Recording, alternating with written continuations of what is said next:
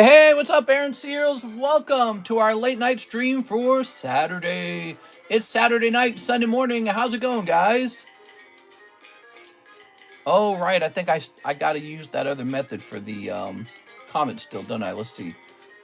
Yeah, that sucks. All right. Let's close this. And then get me out of here. Let's get this comment section running. We got to pick a title out for tonight. I don't have any titles ready. I don't think we have to pick a very complex title. All right, now wait a second. How do we figure this out? Right, here we go. So we're going to choose this pop-out chat. And there we have it. It's popped out. Hey, what's up? Happy Saturday night, guys.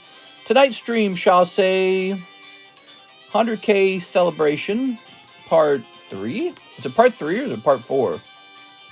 Ooh, let's turn this music down. It's like the most annoying music. This is Mario Kart music, by the way. Mario Kart. We'll see how you feel about it. All right. We've played Mario Kart music a lot of times, haven't we? We're at 100,054 subscribers. We're almost at 100.1. Isn't that interesting? All right. Over in the live. So we're on celebration part 4. Okay, so part 4. We'll call it part 4. We're still giving stuff away. Pricing up the PSA return. So that's what we did not get done last time. Live card shop. There we go. My eBay still shut down. I can't do anything about it. It's so annoying. So all of our sales now come here. That's such a bad thing. We got to get that up and running. What if I can just sell on a different... No, I don't know. I don't want to mess with that. I was going to say, I wonder if I can just sell on a different eBay account.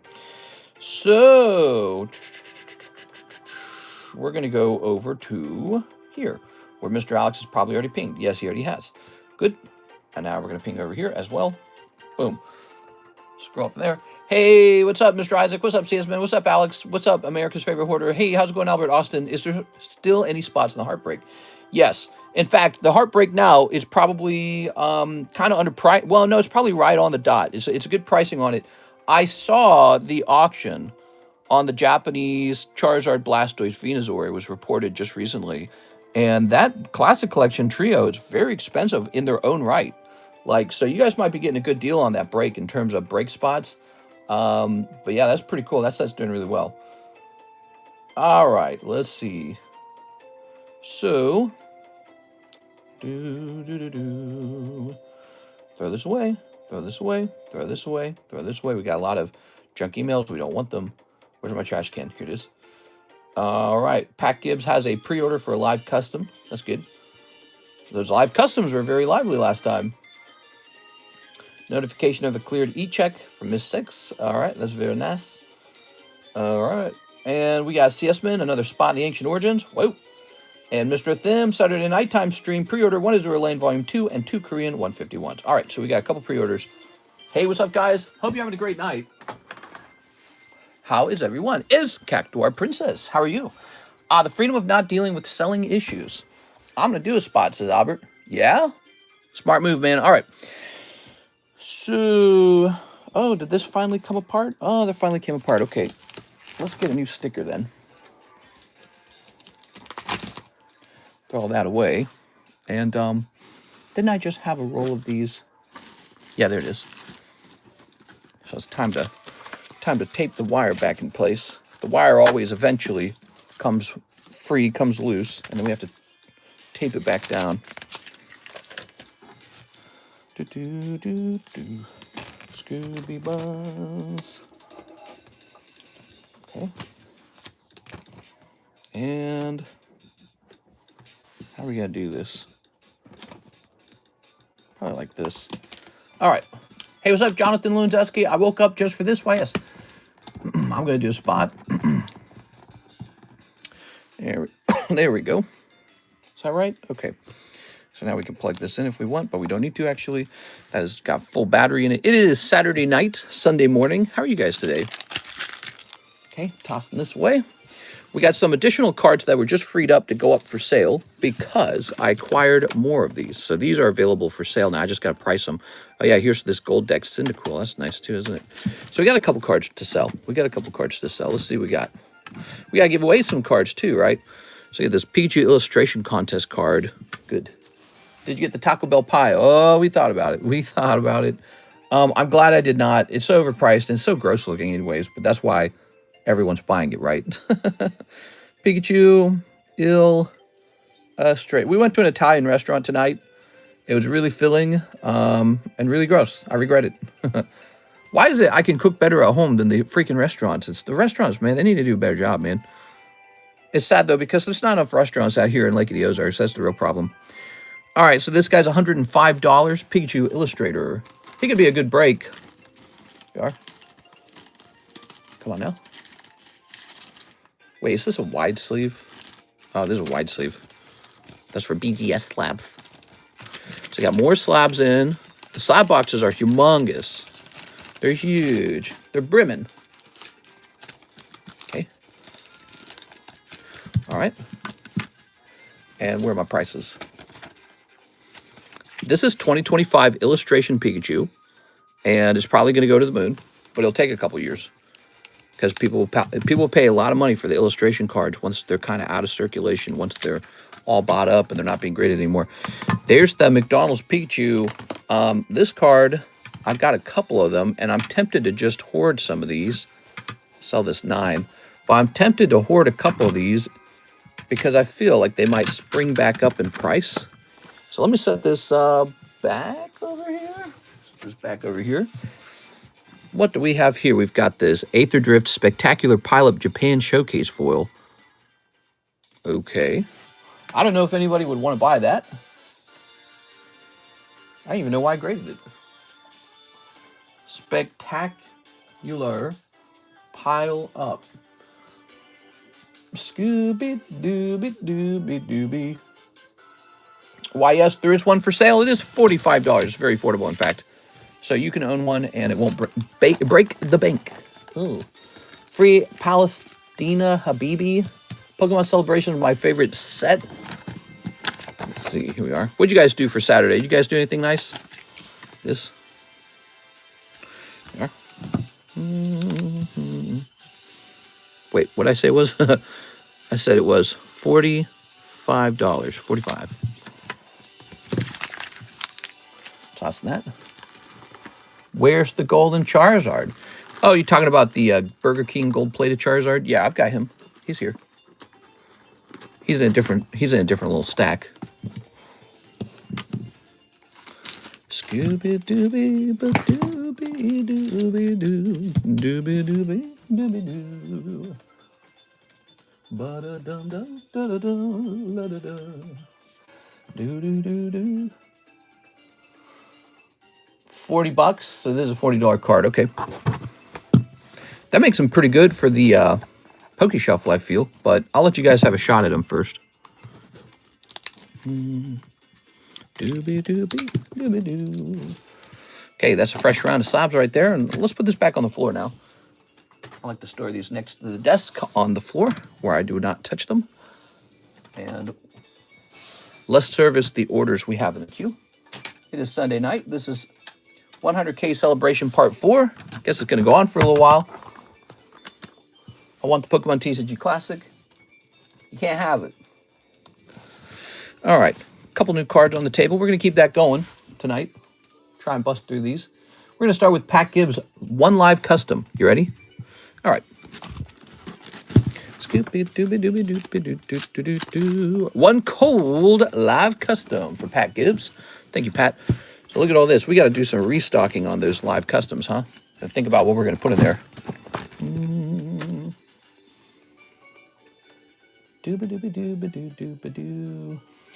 Ooh, Mr. CS Man is buying another spot over here. So he is two spots in the Ancient Origins break. CS Man. There it is. Check that out. That's up to 17 out of 36. Join our Ancient Origins box break, guys. It's going to be a lot of fun when it goes off. It really will. Is it very expensive? Yes, but it's a sealed box. The packs are at a special price because of that, and you have your best shot at pulling an extremely rare, valuable card out of there worth multiple thousands of dollars. Do you have any more MTG slabs or just that one card? I believe it's just the one. Hathim, Saturday nighttime stream pre-order 1 Azure Lane Volume 2, 2 Korean 151. Okay. Here's the Korean 151. Says we have 3 packs here, so there's just 1 pack left over.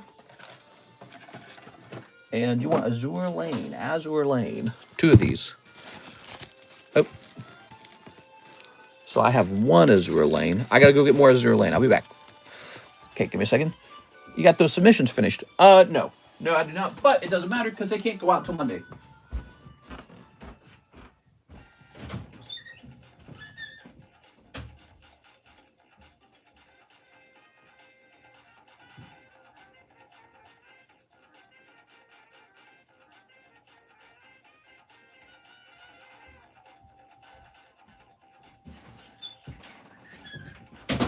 Yes, it does not matter because they cannot be picked up by the mailman until another mail day arrives.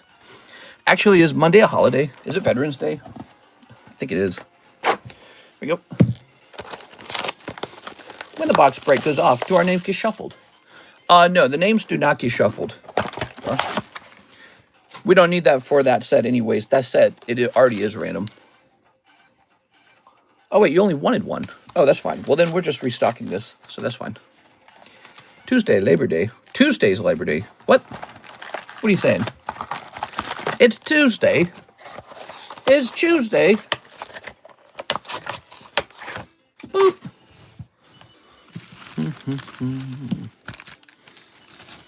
Good. All right, that's restocked. That was pretty fast. Good. So, Mr. Thim with the pre-order. Thank you so much, Mr. Thim. We are. Mr. Thim, Mr. Brett Love. I got to get these guys new boxes because there's too much stuff. Too much stuff. Brett Love does have another box. I see it from here. Yeah, he's got one over there. All right. We got, what do we have here? Ho-ho! It's Sword Girl. Oh. Very nice.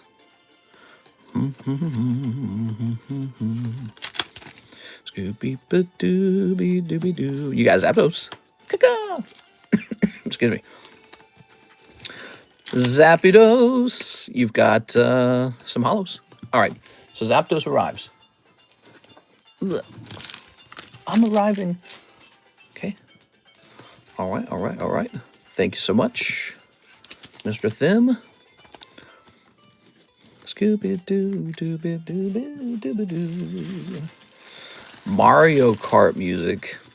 I don't know about that. This is an old Game Boy song, isn't it? Game Boy Advance? Oh, no. It was originally Super Nintendo, Koopa Beach 2. But they brought it back on the Game Boy Advance on the Mario Kart video game. I had that when I was a kid. Here's Muck. Here's Torterra. Yes, we have some of these poker cards. And here is Charizard. Ooh. All right. How about this, huh? Nah, I'm not listening to that, right? What is this? Tropical Coast? Skip. Guess we can always skip the ones we don't like. Okay, so you're looking at Blastoise, Squirtle, and Bulbasaur. There's Blastoise, War Turtle, and Squirtle. This is a great group of cards. It's a pair, if you want to call it a pair. I don't think that's the right word. All right. Cool.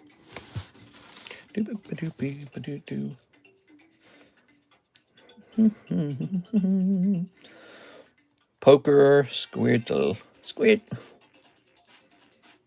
Okay. Let's type in Blastoise as well while we're at it. I'm looking to see if I can find any of these at all for sale from this particular set. Nope. And so what if we type in playing card? Does that work at all? Playing cards. Playing card Blastoise. All right. So there is an extra Blastoise out here under playing card. Ah, here we are. So maybe about $500-ish on the Blastoise. That's a lot. That's a lot. Let's try the Squirtle. Okay. Okay. Let's type this in. Well, maybe 180 on the Squirtle. It's not cheap, unfortunately. So 180. This guy, 80 bucks. All right. And then the Blastoise, we're going to say $400. All right, so our price is actually a little bit different from eBay's. Our Blastoise is cheaper. Our Word Turtle is just a made-up price. And the Squirtle is 180, which is the cheapest overall Squirtle. Actually, he's an Ace of Spades. Look at that. So in this set, he's the Ace of Spades. So that's really cool. So here we have them. What would that be? Like 260 plus 400. That'd be 660 or something like that. That's a lot. Pretty expensive. We could sell these as a pair, or we could allow them to sell individually. I'm not sure. Next up, we got an order from Aaron Cereals to Infernos. I don't have a bag. Hey, what's up, Mr. Aaron? Love Blastoise. I got him in Shadowless. The Visa are Magneton and Alakazam. We need a Gamera movie. That black card looks cool. There you go. Yeah, the black card's like, yo, baby. All right, tossing this. Boop. Aaron Cereals. Oh. Very nice. Oh. And there's a cold one. Ha. One cold one, Bill. Throw this away. Yeah, actually, we're going to pull out some bulk cards. I should have just kept your cards with you to give your bag just a little more heft. We don't want it to be a single card. It's too thin of a bag. Thank you, Mr. Aaron Cereals. I got a Pokédeck in a tin from 1999. Really? Aaron Cereals. And it's going to say 11.25. Thank you, Mr. Aaron.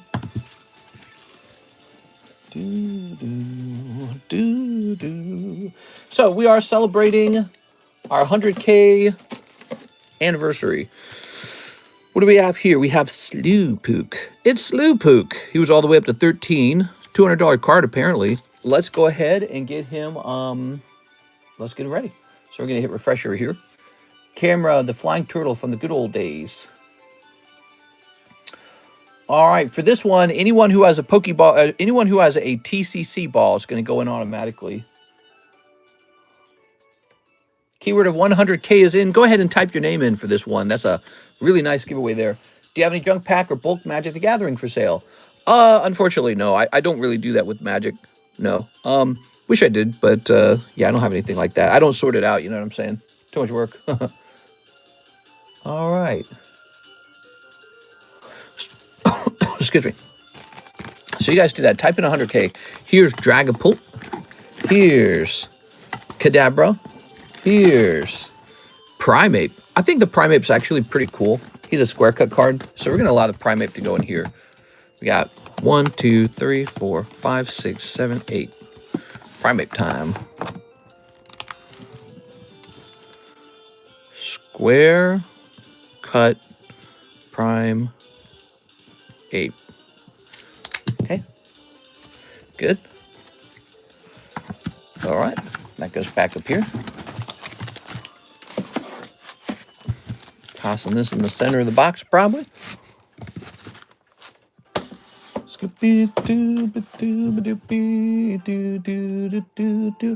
So who's got TCC ball? We've got Thomas Hogue does. You got Thomas Hogue. Thanks for being a member for years, man. You have to be a member for a long time to have that. Here's Al Thundi. Al Thundi, thank you. Here's number 16. Sultan Gamer, what's up, man? Welcome back. Sultan Gamer.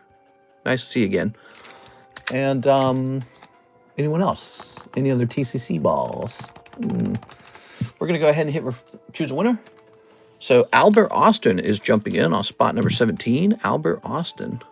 Albert Austin. All right, I can see we have 16 likes. Let's get those likes up. We'll hand out more spots, okay? Let's get the likes up. And then in the meantime, let's get some prices on some of these other cards. So you get Charmeleon and Charmander. Ooh, they're in nice sleeves too, huh? Do I put them into cheaper sleeves or do I leave them in the nice sleeves? I guess I'll leave them in the nice sleeves. Derek LED, what's up, Derek LED?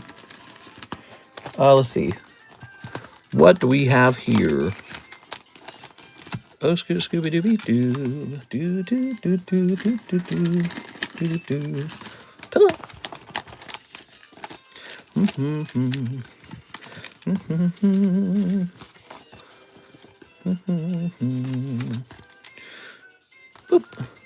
These particular poker cards are extremely rare. These are super rare poker cards. We're getting these priced up. These are high quality cards, guys.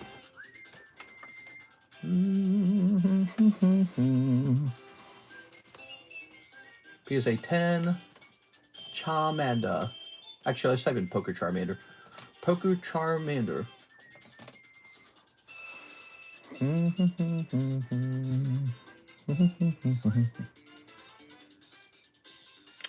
Well, looks like I'm going to do $100 on the Charmander. It's actually pretty cheap. Remember, I just kind of follow cheapest buy now on eBay. That's all I do. And we don't have an exact thing to compare this to because there are no leaf green poker cards for sale on eBay. So we're just comparing this to the 1996 version of the card, which is a different card, but I think they should be in a similar price range at least. So I'm basing it off of that. Now, Charmeleon. Cheapest Charmeleon, 124. Now, I don't think Charmeleon should cost more than Charmander. So we're going to make our Charmeleon probably about 100. Okay, there it is. Okay. Ooh, beautiful. Xenos, beautiful. Oh, Mr. Valerian, he's got a Metal Mew. Oh. Good morning, chat. Good morning, Mr. from Kentucky. Hey, what's up, man? The nostalgia from this Mario music, nice.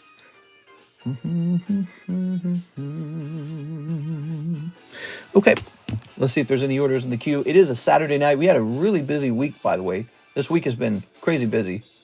All right, nothing yet. It is, let's see, what time is it? It's 1:57 a.m. in the morning. We started about a half hour late.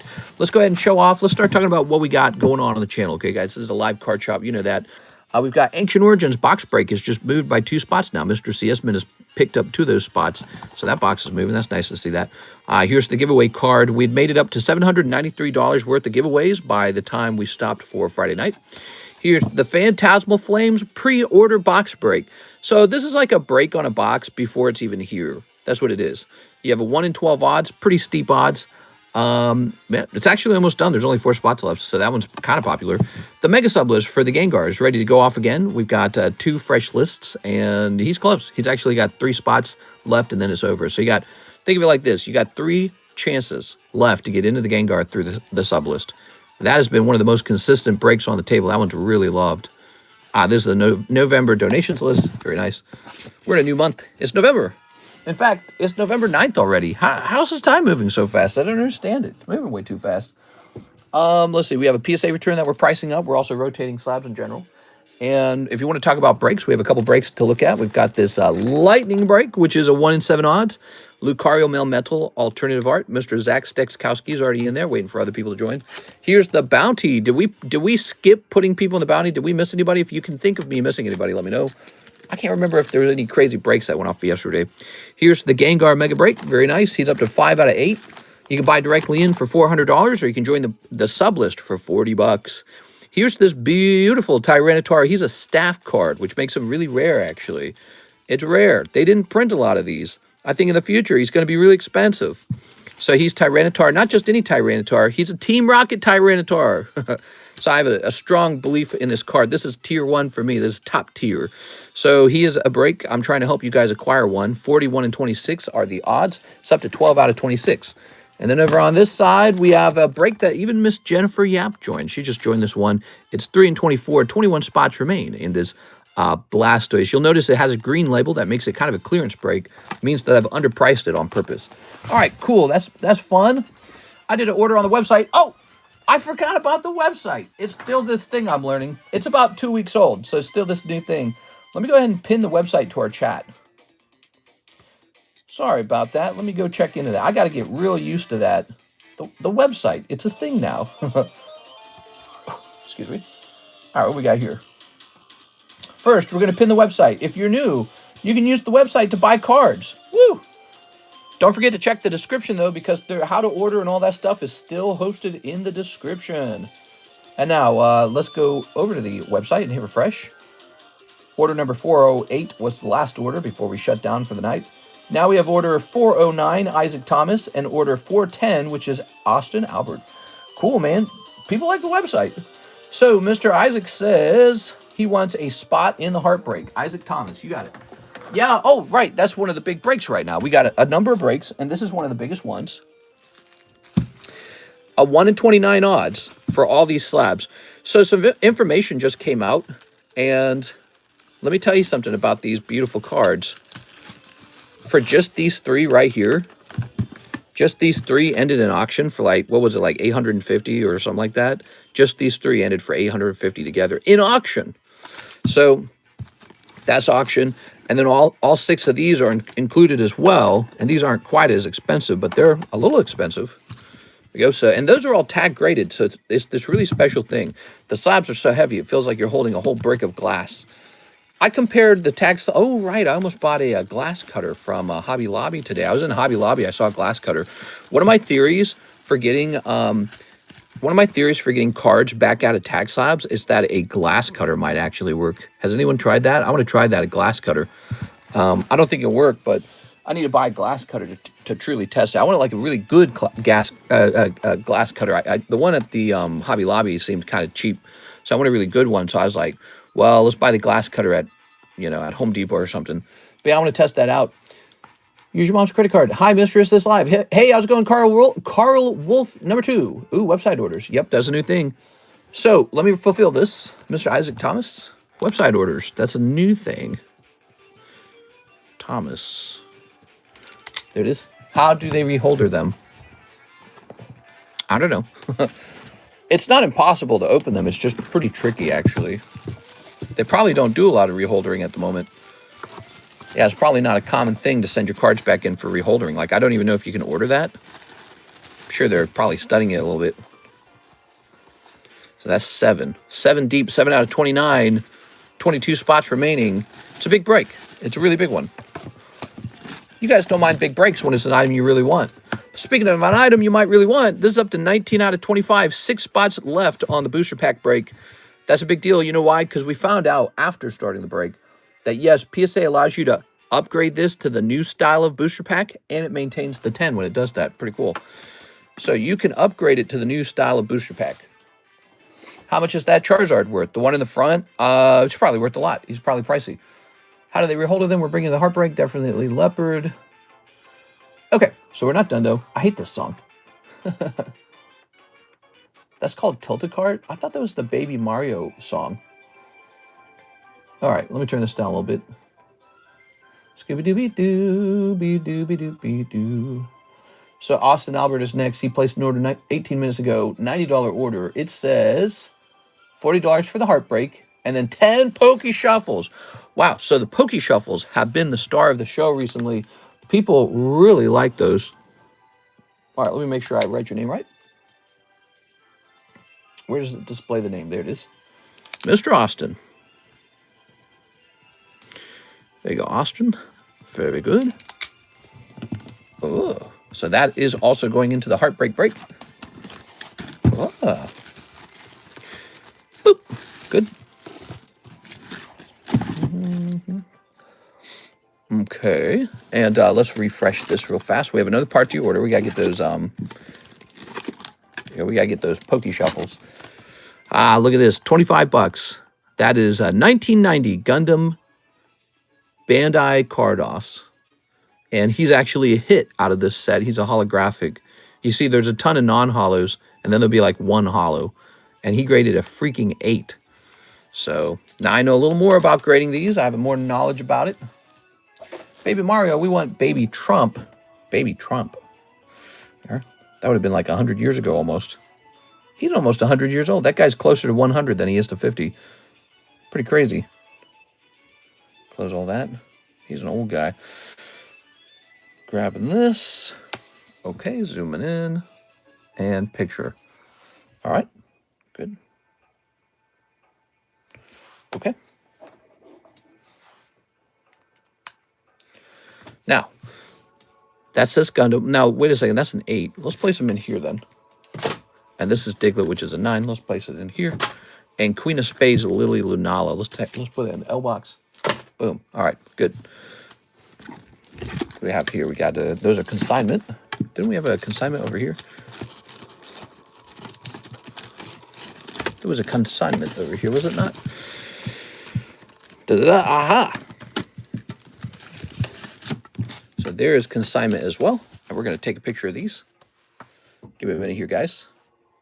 We're going to jump over here to the consignment slab channel and take a picture of these 3 cards together. Click. So that's Mr. Mark Valerian and Anthony Kalura.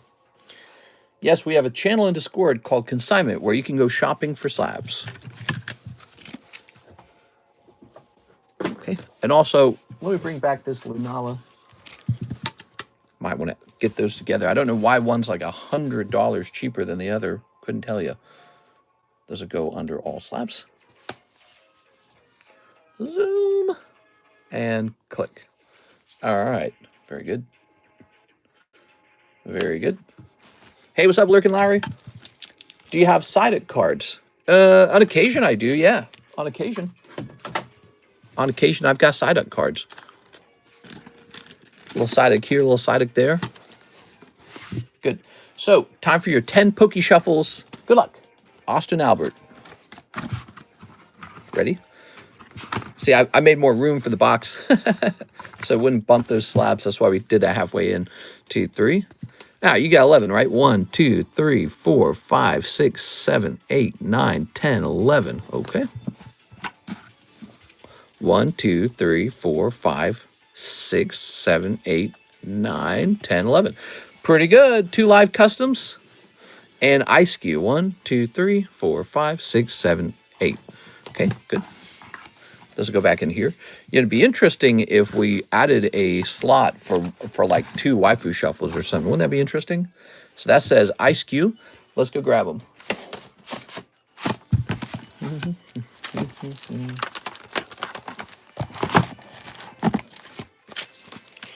Ice cube, ice cube.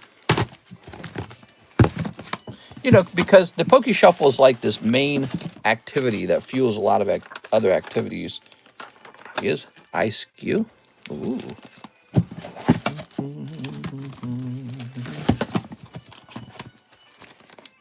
Oops, don't mean to grab these. Hey, that's pretty good, man. He's a $47 card. So you got your 2 live customs about to pop out. And this guy's already $50. He's already pretty much paid for the round. That's pretty good. Austin Albert. Thank you. Hey, man, couldn't get on yesterday. I hope the celebrations are in full swing. Yes, they are.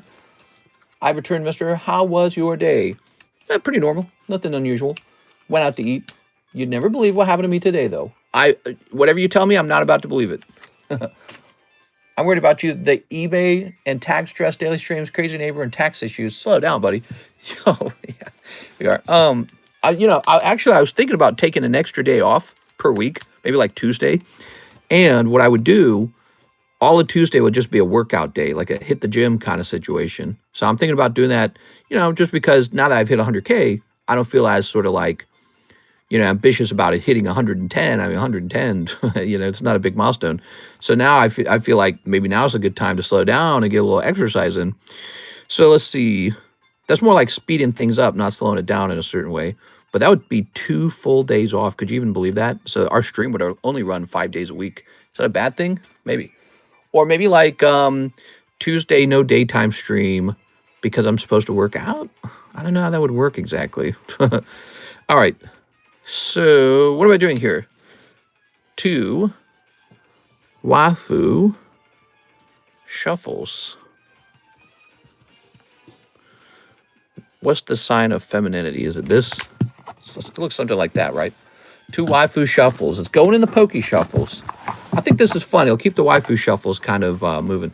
1, 2, 3, 4, 5, 6, 7, 8. All right. We just got to be careful. If there's too many of these, go into a different break spots, it might make the box feel kind of diluted. We don't want that diluted feeling. Ready? Here goes. We got a 1. And we got a 2. Oh, ho, ho, 2 cold live customs. I'm sorry, man. A little bit of cold ones there. Let's get this Meganium into this box. Meganium. So this is Staff Meganium. He's $120. We're going to put him in for 100. So he's going in there on clearance. Okay, clearance. So if we put like a 9 in the box, maybe we clearance it. Grab this. Yeah, I agree. Sometimes I work too much. I think that the focus of my life very strongly has been on this channel, and I've kind of accomplished my goals. Like we're at 100,000 subscribers. We got a nice group going. It's just a lot of fun. It's got to say 9 on it. Okay. We got a great thing going is what I'm trying to say, right? And so when I look into my life and I say, what is it that I'm worst at? I would definitely have to say health. I definitely need to spend more time like getting sunlight and actually like exercising. That would be, I'm just terrible at that. I'm just terrible at that. I just don't go outside. 1, 2, 3, 4, 5. And actually a big part of that is my sleep schedule. I'm actually asleep during the prime sunlight hours. So, and I don't know how to change that without changing the entire, like the entire workflow of my day. You know what I'm saying? So maybe like, gosh, I don't know. I don't know how to change it.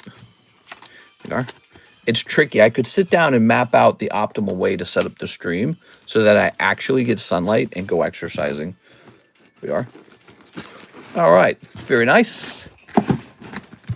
I don't even know 100 people. What? Did the break I won onto happen? There's a lot of breaks. There's a lot of giveaways. I don't know exactly which break or giveaway you're referring to, so you'll have to kind of help me out with that. Work out on the stream. You'd never believe what happened to me today. I bought some prismatic Evo packs and pulled the Umbreon. Nice. Send some for the Heartbreak. How many spots are left? How many spots on the Heartbreak? 22 spots currently are left. YouTube analytics will dip. Work out on stream. It would build up for the other days. HIO giveaway. All right. So yes, anything that takes away from the stream will reduce our sort of like our viewer quality and all that stuff. You're absolutely correct now. But I don't know. Like I said, maybe my biggest goal is just to be healthier at this point, because it's like, do I need one more card sale? Do I need one more big expensive card? You know what I mean? Do I need another 100,000 subscribers before, you know, I get like really old or something? So yeah, I'm thinking about that. But I'm not stressing over it. Let's see. So that was an order from Mr. Austin Albert. Thank you so much, Austin Albert. I really appreciate that, man. Okay, let's see. We're going to hit refresh. And then we're going to check over here as well. We want to see if there's any orders over here. I pulled some Prismatic Evos and pulled the SAR Umbreon. Nice. Okay, so there's no orders in Venmo or Zelle. We're going to jump over to, here we go. We got a Joshua Rodriguez order. He says, 2 spots in the Heartbreak Break. Yeah, so the Heartbreak Break has kind of gone up in value, even though the number of spots don't change. The price on those cards have gone up. Pretty interesting. They're popular. They're very popular. Oops. Wonder if the video we made affected their value at all, because I think a lot of people saw that video. It's a beautiful video. They're a beautiful pair of cards. I wonder what hours you would need to stream for you to sleep at night. Would you still get the same number of viewers if you were able to change? So the whole stream setup is kind of based around my wife's job, where she's off at 5 and she goes to sleep, you know, maybe around 11:30. The whole thing's set up around that, and that is the issue. So during the prime time hours, I am not allowed to stream because we're hanging out, and it wouldn't be very good if she worked, and then when she's off of work, I'm working. That wouldn't be very good. So what hours does that leave me? Very early in the daytime. So, you know, what I really could do is I could go to bed with her and then wake up at like 8 a.m. in the morning and start streaming. So 8 a.m. to 5 p.m. But most people are at work during that time. They can't sit down and watch the cards get open. So it turns out one of the best chunks of time to open cards, late at night. People are just hanging out, you know, staying up late, having fun. So that ends up being a very good chunk of time for me. That's kind of how we got to where we're at. So we could get rid of the nighttime stream, but I don't think that would be very good for us. I could just try to start earlier and end sooner. That never seems to work. I've tried that many times. The real problem with that is she likes to stay up. So she likes to stay up and be like, hey, you hang out with me. You know what I mean? Yeah, hang out with me. So that doesn't work very well. So we end up getting over here pretty late. We are. Okay, number 17. Let's see. Here's Mr. Thomas Hogue. You're getting on again? You can definitely get on twice, because we're handing out that extra spot to a person who has the specialty Pokeball. Here you go. Very nice. Okay, 2 spots left. A $200 slow poke slab. Okay, so we're also pricing slabs, aren't we? What's the code word? 100K is the code word. You can see everyone else doing it. Look at this.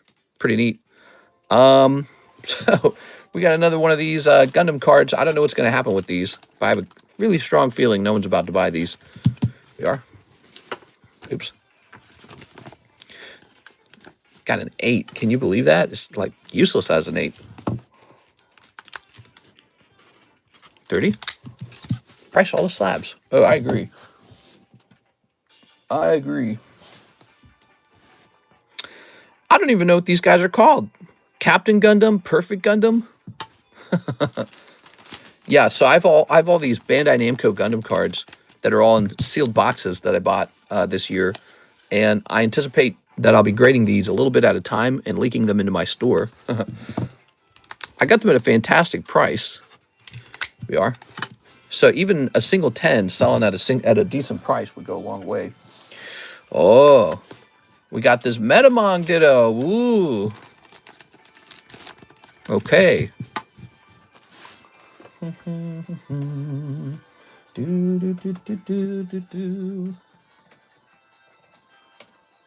Okay. Congratulations, Ryan Shapiro. You win the giveaway. My friend is big into Gundam. Come get your friend to buy this stuff. I'd want that one so bad. How many spots did we do on the Ditto break last time? Does anyone remember?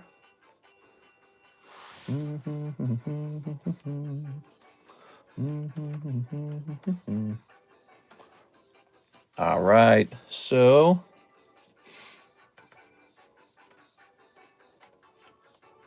does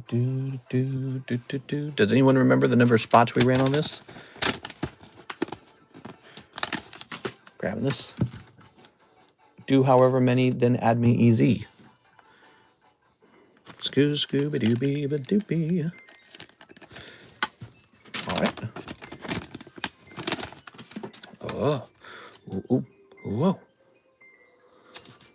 This shall be known as the Ditto break. We got too many breaks. That's often the state of the channel. 41 in. I feel like we could get away with 1 in 9. I'm going to do it. 1 in 9. Okay. So he's a little pricier. Ditto. We got Ditto and we've got the lightning break.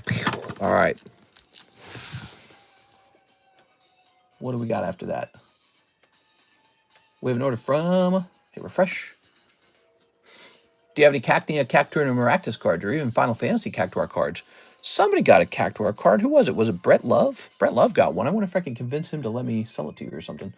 Let me refresh on this. How did you do that 100K EV break? EV break. 100K EV break. What is he talking about? Does anyone know what he's talking about? Here's Mr. Austin. He says, 1 live custom. You got it, man. 1 live custom for Mr. Austin. Boop. That's 1 cold live custom. I'm sorry, Austin. 1 cold live custom. That sucks. Okay. There's Mew. Here's Winnie the Pooh. And here's, it's the cat. Meow. So I already put a 10 Pikachu up here, did I not? I did. So I'm going to put the next one to the side. Can I put it to the side? I don't even know where the side is.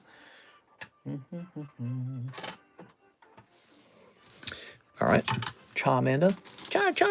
Here's Charmander. Ooh, is he in a heavier slab? Oh, they put the Charmander in a heavier slab. That's so weird. All right. Oh, actually, it makes sense. This is a smaller slab, so this would be an older one. This is probably that new heavy slab. Now, I can't tell, actually.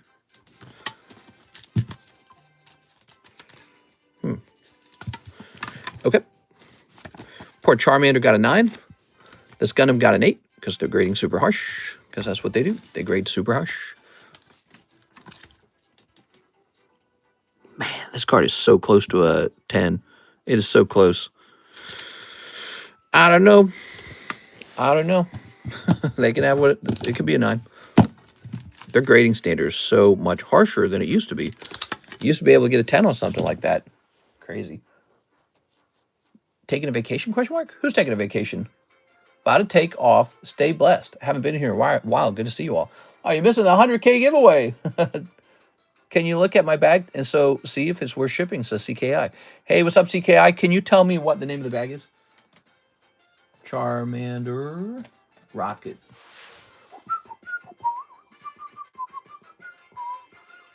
Charmander's going to be $35. Pretty affordable. Ooh, he's a nice one. Into the Poke Shuffles he goes. Into the Poke Shuffles he goes. Okay. 1, 2, 3, 4, 5, 6, 7. Boop. Who doesn't want to pull a Rocket Charmander out of the Poke Shuffles? He's a nice card, you know? Charmander. You know, because if he was a 10, he'd be like over $100, so he couldn't go in there. So he can go in there as a 9 for 35. All right. Good. Hey, what's up, JC? How's it going, man? Go ahead and pop a 35 on this. Okay. Good. Into the Poke Shuffles. Into the Poke Shuffles it goes. Got 2 more cards here. We're pricing up cards like crazy right now. I know another thing we can work on. We can work on the jumbo break. We have not put together a jumbo break in the last day or two because there have been enough sales that we've been too busy for it. There goes. That's really nice. That Pikachu's special stuff. Let me get I got to know what the population is on that Pikachu real fast. He's got to be rare, right? I got logged out of my PSA account on the app. I don't know my own password. I guess I changed my password or something. All right, what we got? So this guy is population 7. Wow. Pikachu's population 7, everybody. These are really rare cards. Population 6 on the Bulbasaur. So I guarantee you the Squirtle and all that stuff, they're the same deal. They're all going to be super rare too. 6, 7. I said the thing. I'm excited about the Heartbreak Break. You're always busy because you work like crazy. A little bit. We are. All right. Bulbasaur. Okay. And yeah, maybe I start scheduling some more time to get outside, get some exercise, you know. Before the next 500 come, buying all the slabs. You're always busy because you work like crazy. I'm excited about the Heartbreak. That was a free entry break for an Eevee a few days ago. Free entry break for an Eevee a few days ago. Nice. You must have missed it then. Yeah, I must have gone to someone else. Wait a second. So somebody had asked me a question. Kevin Beaterzicki was asking about shipping. Here we go, Kevin. Let me take a quick look into that. Kevin Beaterzicki. We started a new bag for you, presumably, right? Piper. Did we start a new bag for you? Oh, I bet you we put it up here. Bet it went up here.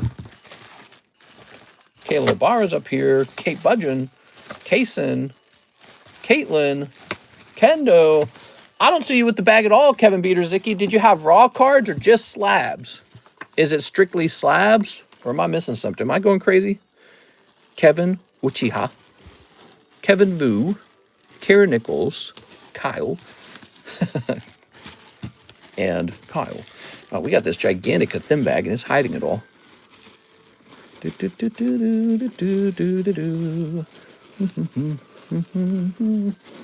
How huge are you, CS?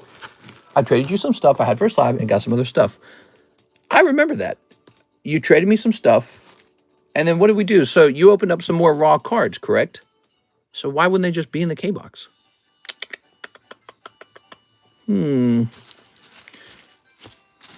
It's probably over here.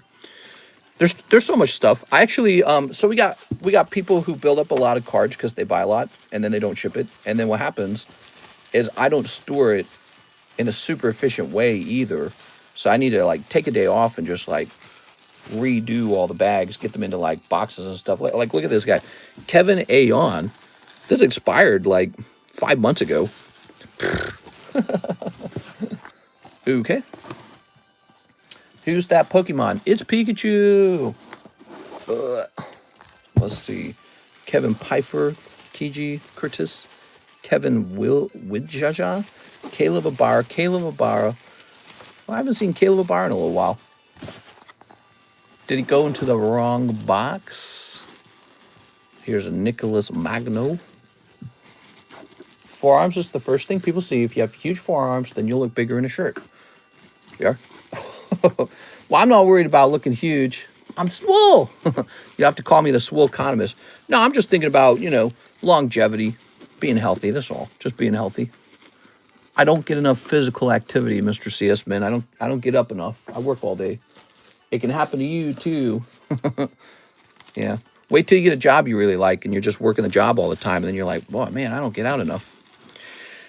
Okay. So, I didn't see it there. Let's see. CKI says yes. Kevin Beater Zicky. Did I put you in the B box for some reason? I could have seen myself do something like that. Put you in the wrong box because you've got a prominent last name. Where my brain thinks about the last name, not the first name. Bridget, Bill, Brett, Brian, Beatrice, Brett, Brandon. Move this out of the way. We're looking for your bag. I don't see it. Bryson, Brandon. Okay. Brandon, Brett, Brandon. I don't see your bag. How big was the bag after we were done? Do you remember? Carlos. Okay, that's an outgoing shipment. Put this back here. And let's put this back here. And let's check the orders in the queue. I can't remember every little detail that happened from that stream. Maybe you could find the clip of me opening your stuff and we can take a look into it. You are. Since it's all recorded, if we could see what happened when you placed that order, I could find out if I maybe put my bag has 2 slabs in it. I think it's if it's 2 slabs, then you don't have a bag. Bags don't go into slabs. Oh my gosh. Yeah, so bags do not have slabs. Did I say bags do not have slabs? Slabs do not have bags. I said it backwards. So if you get a slab, we write your name on the back, and that never goes into a bag. That goes into a sorting box in the shipping department. That's why I was having so much trouble. I was kind of losing my mind there a little bit. I was like, where is it? We're going to say Poker Bulbasaur. Okay, Poker Bulbasaur. See, that's the thing. I can't remember if I'd opened booster packs for you or not at that time period. What is this? That's from 2023, my first battle. That's adorable. What the hell? I'm going to have to get some of that. Let me look this up. My first battle sealed. Oh, Scooby-Doo. Charmander and Squirtle. Huh. Those are very cute.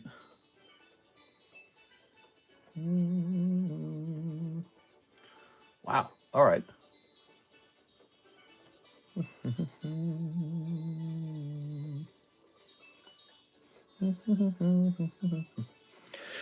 I'll keep it on that. Let's go ahead and type this in. PSA 10. Poker Bulbasaur. If no one else got a spot in the ditto, I might buy them all, says Joshua Rodriguez.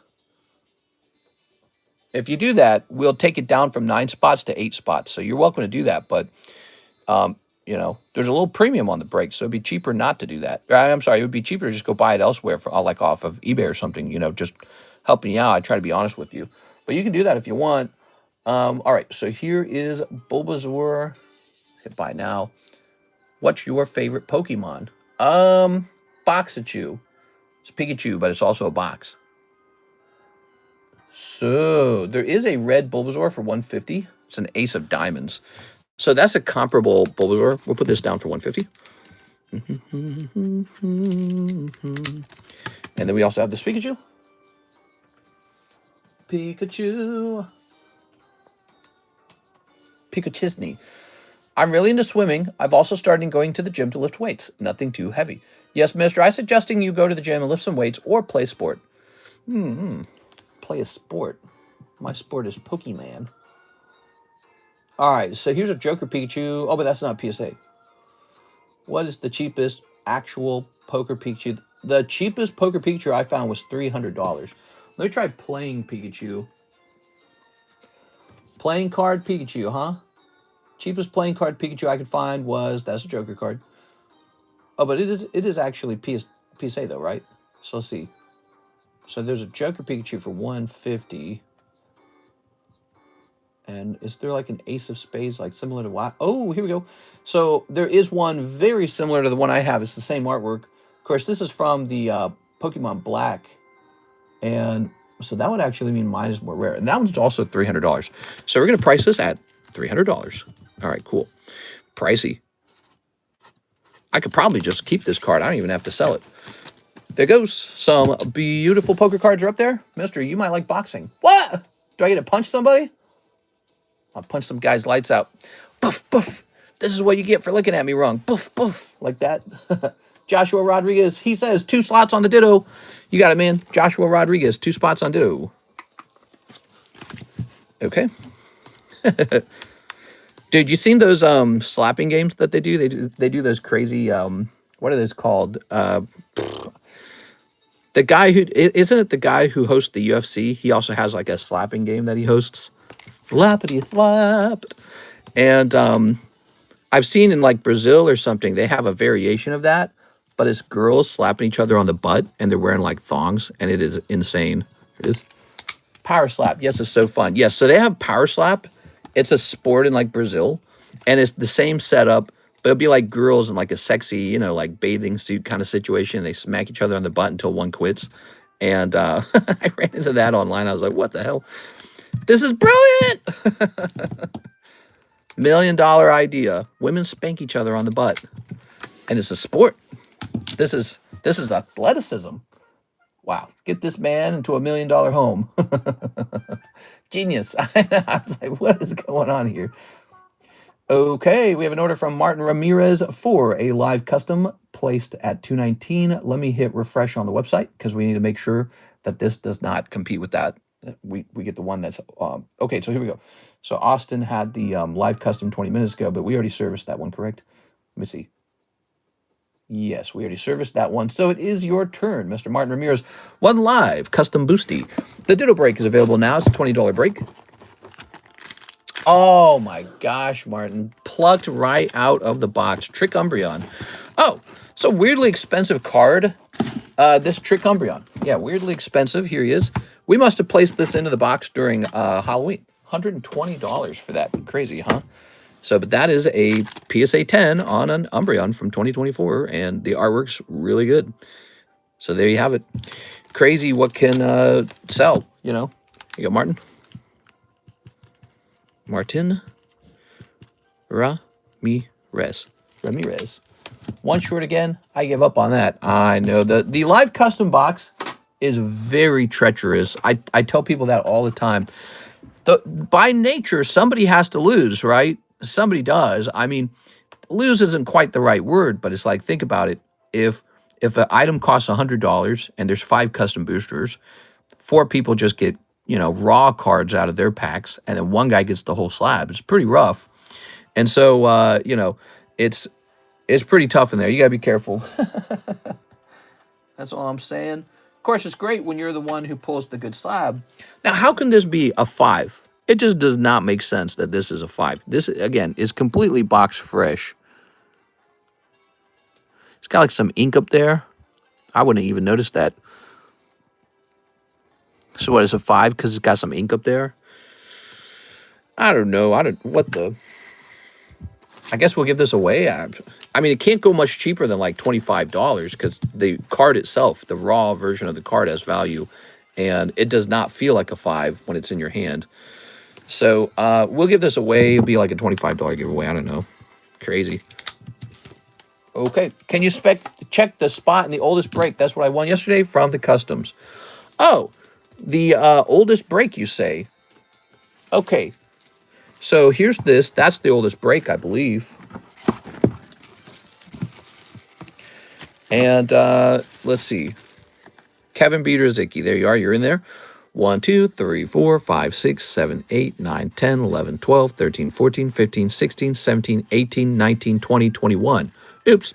So we had the count wrong on this. It's actually all the way up to 21. It is not at 19. This is about to go off. You know, I counted it because it felt like more in my hand than it was claiming to be. So this is actually 21 out of 25. This has 4 spots left. It's really close. Cool. Cool. Scoopy, scooby-doo.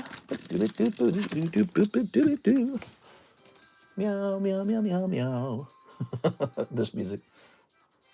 Beatrice Moniz, can I get a spot in the Ditto Slab break? Yes! Miss Beatrice.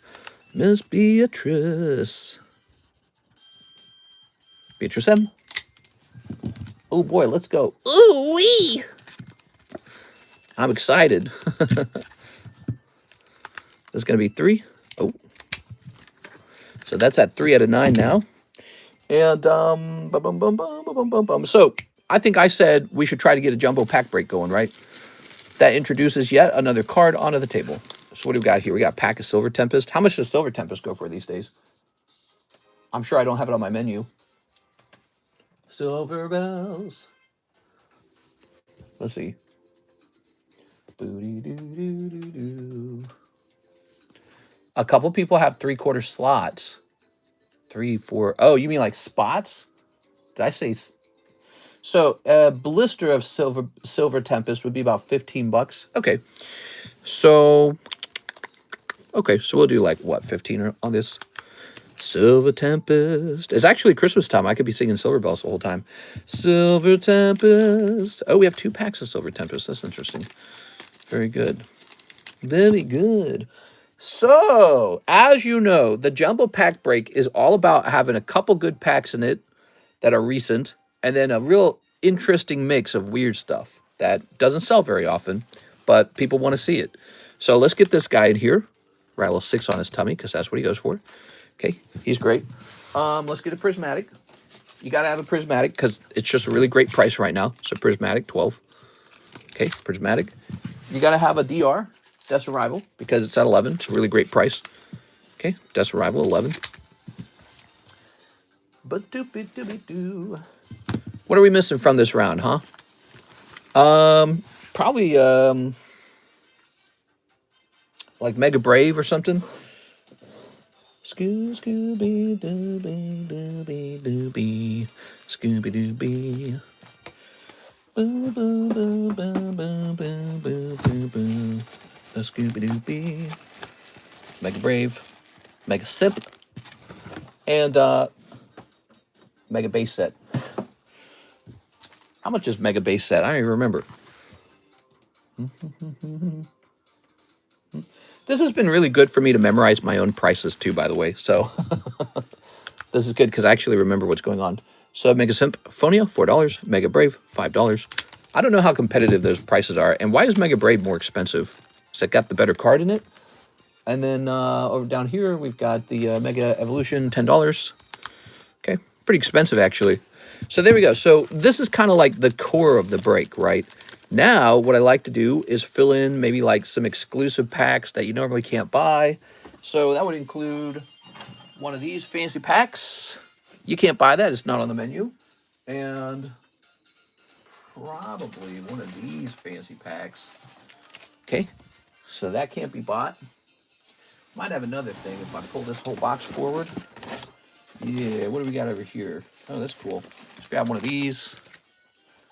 That's Fusion Art Japanese. I don't sell those. And let's see what else we got. What is this? Huh. I think this was a gift I was supposed to receive. Oops.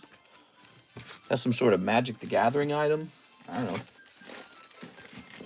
Okay. Why did I put all this stuff over here? I don't really collect Magic, though, so... Oops. Now it's going to you guys. All right. So, how you doing? Do a Nintendo. Do a Mamma Mia. Mamma Mia Pizzeria. Here's Nintendo Animal Crossing.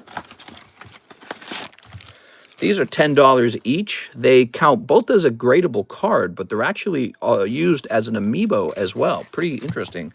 Series 5. I'm sure PSA will grade these because it says Nintendo on it. Maybe I should grade them. Okay. I'm going to set these up here somewhere. Well, shucks. All right, so we got one of those. One of these. One of these, one of those. Here is a Super Mario. Boop, boop, boop, boop. That's the music we're playing. Here's a Card Wars. Here's a Nintendo tattoo. That's pretty weird. Let's see what else we got. What else do we got? Oh, another box of Shining. I didn't know we had more of this. All right, set that over there. Oh, Gundam. $5 Gundam. That's cool. People need to be aware that we have Gundam. Whatever the hell that is. I think that's just a lost pack that I just found. I don't think we sell that anymore. Like, not at all. That's just some pack I just located. Weird. Okay. Let's jump over here and find something now. Rick and Morty. Here's... That's pretty pricey. The Rick and Morty is expensive. Here's a Marvel pack. Those are pretty neat. Do I have anything really weird? Ooh, what's all that? I had some old booster packs over here. I'll bring this over here with me. Got some old booster packs here, some old boosties. You guys like some old boosties? I'm thinking about offering gold again. Maybe for like trade and stuff like that. Ooh, a Platinum Rising Rivals pack. Oh my God, is CS-Man here? He's got to see how cheap these used to be. Hey, what's up, Mary? Mary, quite contrary. Mary, we did it. We reached 100K, just like the other channel. What do you think of that, Mary? It's pretty cool, right? Yeah, that's really cool, Cardconomist. You're a cool guy. I like you. Here we go. Oh, you don't have to say that, Mary. Let's see. How about some Dragon Balls? History of Z. In the history of Z. How about a Minecraft? How about Fortnite? No more Fortnite. How about one of these Minecrafts? Get out of my room, I'm playing Minecraft. How about, well. How about EB1, which is on sale. It's really cheap right now. EB1's super cheap, guys. Did you know that? EB1 is cheap. How about a PRB2? You never know. You might pull manga out of it, you know? Not likely, but it's still possible. Anything's possible, you know? All right, and so now we're at this point where we are ready to start adding in a couple of these fun Korean packs. Here's a solo leveling. Here is a... Oh, we got a BTO1. That's new. BTO1 is new. And here's a BT3. Nice. Here's the last pack of 151 Korean. Nice. Nice. Oh, Tammy, we got to get you some EB3, don't we? We got to get you some EB3. Tim.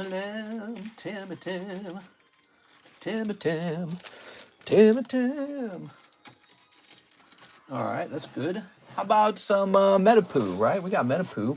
One Metapoo pack's actually very popular. It's this one right here.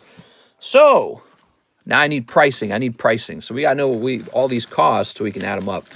This feels like it's more than 160, to be honest. Yeah, that definitely feels like more than 160.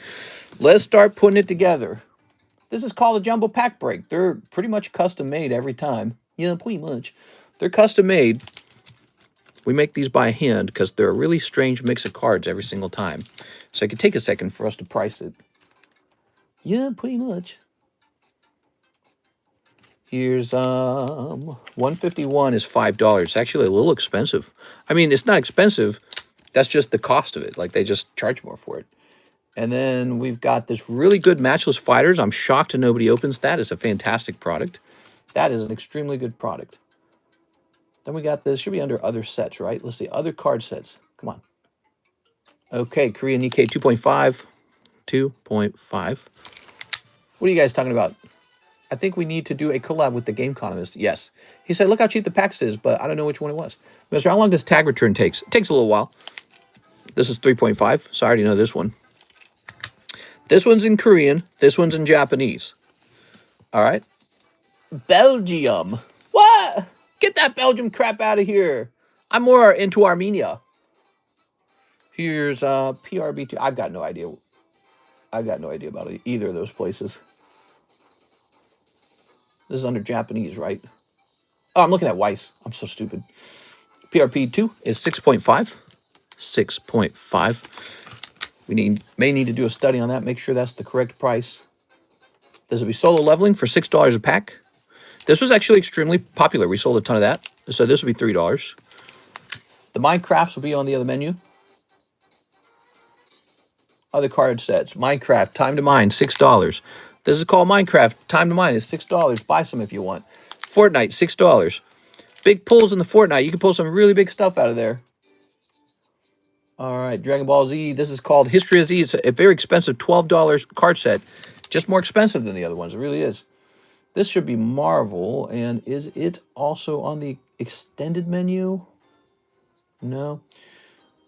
Ooh, look at this. Old Ancient Origins, XY Evolutions, Dragons Exalted. Wow, that's really expensive. So let me jump back to the main menu.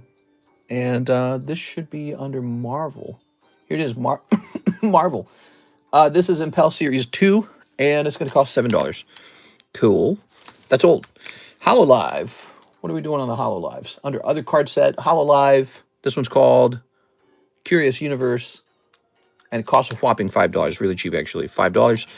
This Naruto appears to be an old KU pack that we ran out of, but I just found a loose pack of it. So let's charge $2 for it. It's like a free pack in the set almost in the round. This is going to be $5. I hate these Nintendo tattoos. I don't know why I bought them. I don't know what you do with them. I probably should have been more careful. Nintendo game pack. It's the Nintendo tattoo, not on the menu. Maybe it's on the extended menu.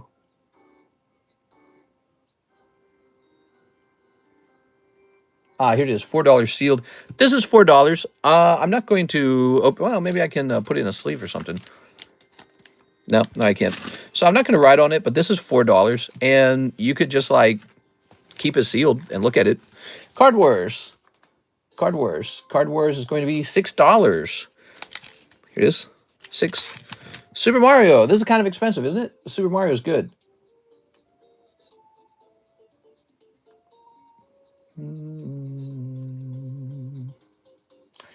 Is it on the main menu? It is a good, I actually think this is a great product. Booty, booty, dee, booty buns. Stinky, stoopy buns. I can't find it.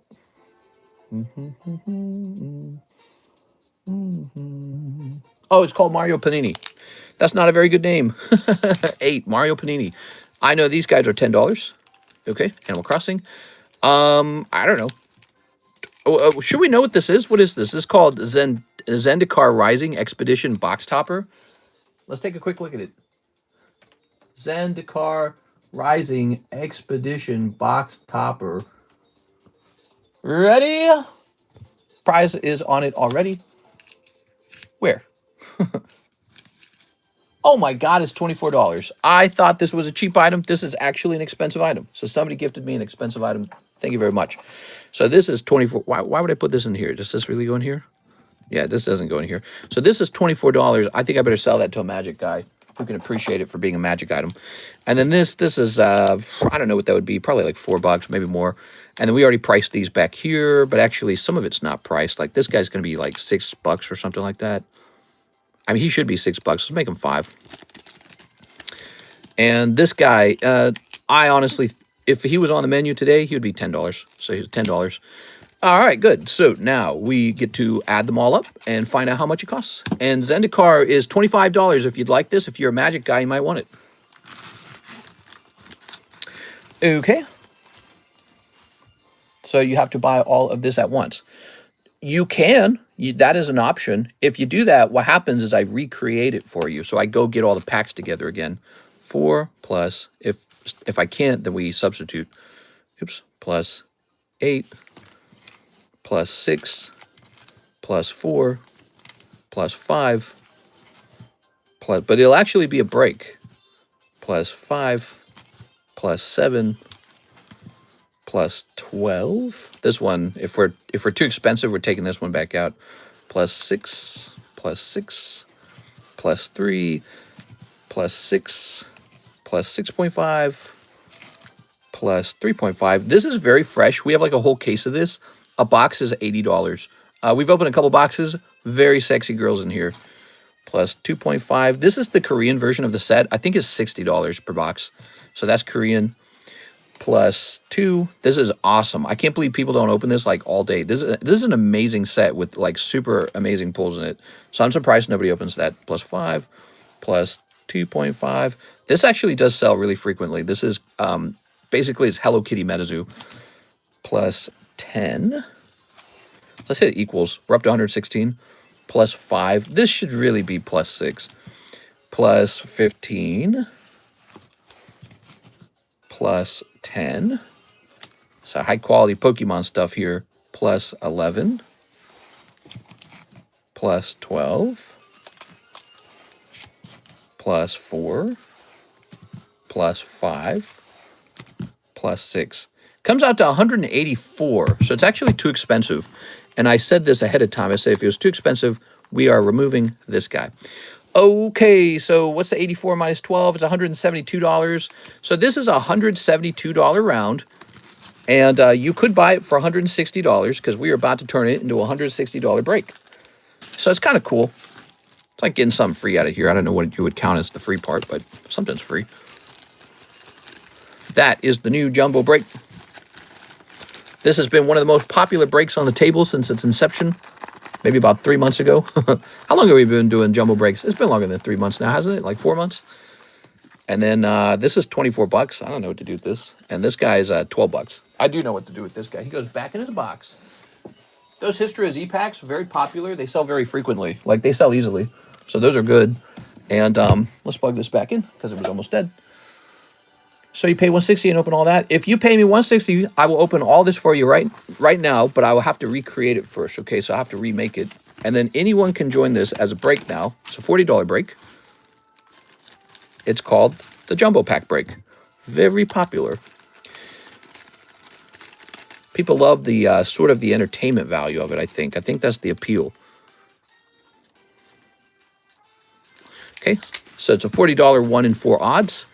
And if you miss, you miss. It's going to be sad. You're gonna wish you had pulled it, but there it is. Beautiful. I think we've had like 30 or more of these go off over time. I don't know how many have gone off, but it's a ton. Every time I make one, it goes off a couple days later, and then I have to make another one. Let's toss one of these free Michael Pettiford packs in here. This is already open, but why not? Doesn't hurt anything. Little bonus thing in there. Okay. By the way, you can also buy this. Oh, I see how many spots for it. Can I win into it? Yes, absolutely. So it's possible, just like every break, like this is 40, that's 40. Every break, the standard break price is about $40. Sort of like the sweet spot for cost. That's $40. So you got all these options for people who love breaks. 40, 40, 40, 40.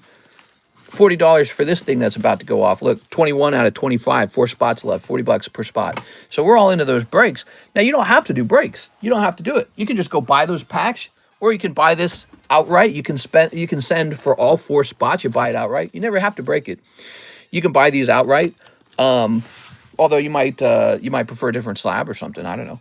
But, oh, here's a great example of the Japanese Pokemon break. Look, this is $165 for all the Japanese packs. Check it out.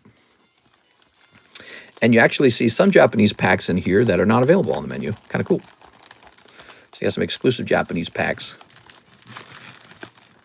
Oh, back when this was 6.5. So we got to maybe update that price, maybe bring it down a little bit. Hey, what's up, Marshall Weber? Marshall Weber said hi. What's up, Tammy? Whoa, Tammy. What? Tammy wants her packs. Oh, Tammy. Tammy, it's pack time. Yay! All right. So here are the packs. Ready? Let's see. Galarian Bridge of Fire. Yeah. The Galarian Moltres and the Blaziken VMAX Altart are both in Matchless Fighters. I don't know why nobody opens it. It's like one of the best sets. It's one of the best sets and nobody opens it. How crazy is it? How crazy is that? Just don't make no sense. Boop. All right, we're picking up. You know what? You normally donate the hollows, kind of like Sarah. Here we go. Boop. People do not want their hollows from this set, so it goes into the bulk. From Idaho, I went to school with the Marshall Weber. Okay, so Tammy, looks like we received Some Solana. Who's sending Solana? Did someone say they sent Solana? Do you feel Lost Origin packs will be $200? Yeah, they'll be $200 someday. I don't know when, but someday. I mean, actually, if you look at them, they're already almost 5 years old. That's pretty old. I would say they're a little ahead of schedule. So, I mean, they're already pretty expensive the way they are. But yeah, they'll be $200 one day. But I wanted to show you guys this. I found this while I was looking at packs to add to the jumbo pack break. Where to put it? Where'd I set it? Did I not bring it over here?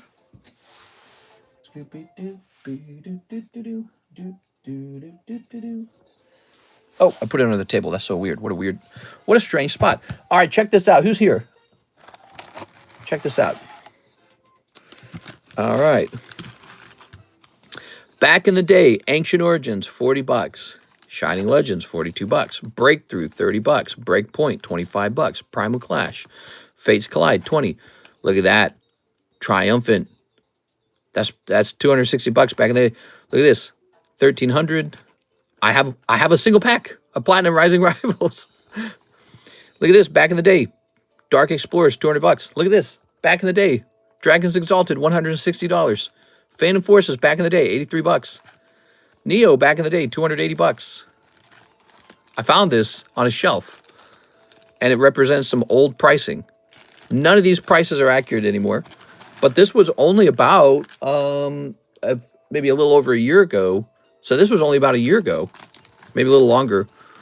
But it just shows you how shocking it's gotten. I mean, prices have really, truly changed because these items are so scarce. And the things you can pull out of them sell for so much money now. The slabs went way up in price, so naturally so did the booster packs. Yeah, that's from a sealed box, you know. Same with this guy. I mean, they're all from sealed boxes. That used to be $160, and that was considered expensive back then. Same with this, $200 used to be considered. This used to be considered an eye-watering premium price. Now it's like cheap as hell. And this has always been expensive, but $1,300 is pretty reasonable. Yeah, look at that. $20 for Fates Collide. Wow. Now you get like a modern Scarlet Violet set for $20. You know, like Prismatic I was selling them pretty frequently at 17.5. I wanted to show you guys that because I want you to read it and weep. It makes me weep. Who sent $60 on Solana? Somebody sent $60. Does it say who? Hey, Mr. Sven. What's up, Sven? Come on now. Mister, if I do a $50 order and let you decide what I open, will you add some extra, like multiple packs? No, I couldn't do that. That's too complicated, man. Let's see. You honor those prices. No, those are old prices from over a year ago. Hey, I'll buy that AO pack for 40. I know you would. I would too. I'd buy them all day long if I could get them for $40. Because look at this now. Ancient Origins, $260. Crazy. Crazy. But that's what happened. You know, Legends CA was announced, and the Mega Evolution era was announced, and all the XY stuff exploded. All the old XY stuff, it was meant to explode. I mean, what was weird about the XY era was that it wasn't going up in price that much. It was actually, like, stuck. It was stagnant. And the stuff that was going up in price, like Sword and Shield was, you know, like Evolving Skies was going way up in price. And a lot of the XY era stuff was just kind of sitting there. And it pretty much, it felt bad. You're like, oh, man, why'd I put all this money in the XY era? Should have just bought Sword and Shield Evolving Skies. But that problem's over. That problem's fixed. As soon as they announced the Mega era and Legends CA Mega, as soon as that was like truly understood by the card hoarding community, the card collecting community, prices on those XYs exploded. You also used to be able to buy slabs of the XY era really cheap too. Those all went up too. Hey, what's up, Rockstar? How can you miss my name, bro? Please, bro, write my name. It exploded all at once. Yes, that's right. Please read my comment, bro. Please write my name also, bro. Hey, what's up, bro? Which one of those would you sell? What, at the old price? None of them. They got to be repriced. I received $60 of Solana. What, is that from like LaFlame? Let's see if it's LaFlame, actually. Might be LaFlame. No? LaFlame uses Solana. So somebody sent me Solana, but they're not declaring it. Okay, let me write down the Solana so I don't forget it. Well, no, I just leave the email unread. Problem solved. So I'll just leave the email unread. And let me hit refresh over here. Okay. And let's climb down here. Hi, bro. I'm your big fan, bro. Please write my name, number. Please, please give me some cardboard. I'm from India, bro. You're from India? How are things in India? Tell us a little bit about India. So we were done with order number 411 on the website. And it looks like that's where we stopped. So there's no new orders from there. So, okay. And now we go back to PayPal's. Here's Mr. Zach. Base set booster break. Oh, yeah. It's getting close. Mr. Zach. It's getting close. What is the third time, bro? I'm asking you, but not giving me one card also, bro. Bro, you like to say bro a lot, bro. You're very generous with the word bro. Does this make us bros? Here we are. What do bros have to do for each other? Is there like a bro code? 1, 2, 3, 4, 5, 6, 7, 8, 9, 10, 11, 12, 13, 14, 15, 16, 17, 18, 19, 20, 21, 22. Yep, we're really up to 22 on this. This is very close to ending, guys. Please, bro. Get this, bro. Bro, I got you, bro. What do you want for free, bro? What's your top favorite card, bro? 22. Don't give him an energy card. He already got too much. Give him an energy. Can you give me a Charizard SAR? Yeah, I got a Charizard SAR. Let me go grab it. Give me a second.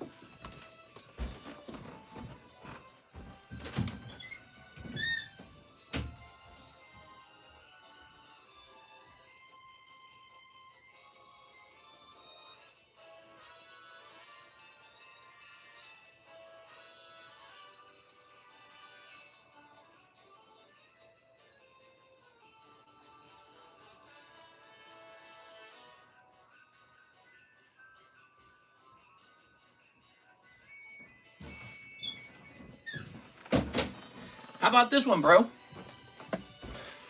All right. Got you a little tag Charizard. That's pretty cool, right, bro? Ooh.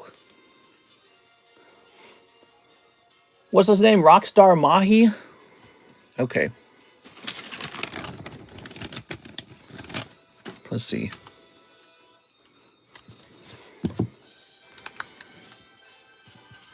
Property of Rockstar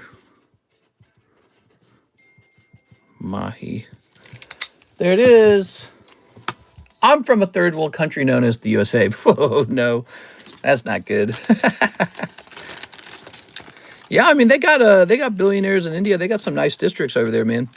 They got some beautiful places to live. And then here in America, we got districts that are really bad, like slums almost. Well, now that you're not getting SNAP benefits. All right. Mister, give me one too. I can't do that. You didn't call me bro. All right, let me go ahead and refresh this. This is Big Guy, Mr. Big Guy. Big Guy. All right, I'm gonna give preferential treatment here to CS Man because I know he likes Slowpoke, and he placed one of the biggest orders tonight, anyways. So here goes, Slowpoke. Good luck. You got 3 spots in there, CS Man. Good luck with that. Landing on 7. That's Issy Erigwin. All right, there it is. Issy Erigwin. I gotta start putting Miss Alexis in these. Issy Erigwin. Erigwin on 11.25. There it is. Sorry, CS Man. Just kind of how it goes. There it goes. I had to give my wife's drawing away to Kevin Lua. Was that his name? Kevin Lua. Although Kevin talked like he actually knew a bit about our channel. So now I'm under the impression that maybe he actually was a real dude and not just some guy who was hanging out with Emily. But yeah, Kevin Lua, he got my wife's drawing. I was like, oh my God, dude. I would have been so much happier if it went to like Tammy or something. But all right. The funny part was he jokingly asked for a spot in the break. And I said, why not? 1 in 20 odds. Not going to land on him. And then it did. It totally landed on him. Issy. Wait, what's the last name? Issy Araguin. Hold on. Issy Araguin. $200. All right. Well, that shifts the giveaways forward a little bit, doesn't it? Definitely shifts it around. How much I have to... Thanks you, bro. Property of Rockstar Mahi. Whoa, that is one SAR Charizard. Whoa. All right, so did we find out who the Solana was from? Who was that Solana from? You don't know. Only cost only 500 to ship it. That's right. All right, the drawing is cool. Yeah. Oh, Kevin Lewis here tonight. How's it going, Mr. Kevin Lewis? Okay. Kevin, I thought you were just a random guy. Have you been hanging out with us a little more than that, at least? Mr. Isaac Thomas says 2 in the jumbo. What? You really like it. Here goes. Isaac just went ahead and bought 2 spots in the jumbo right away. It's a cool jumbo, right?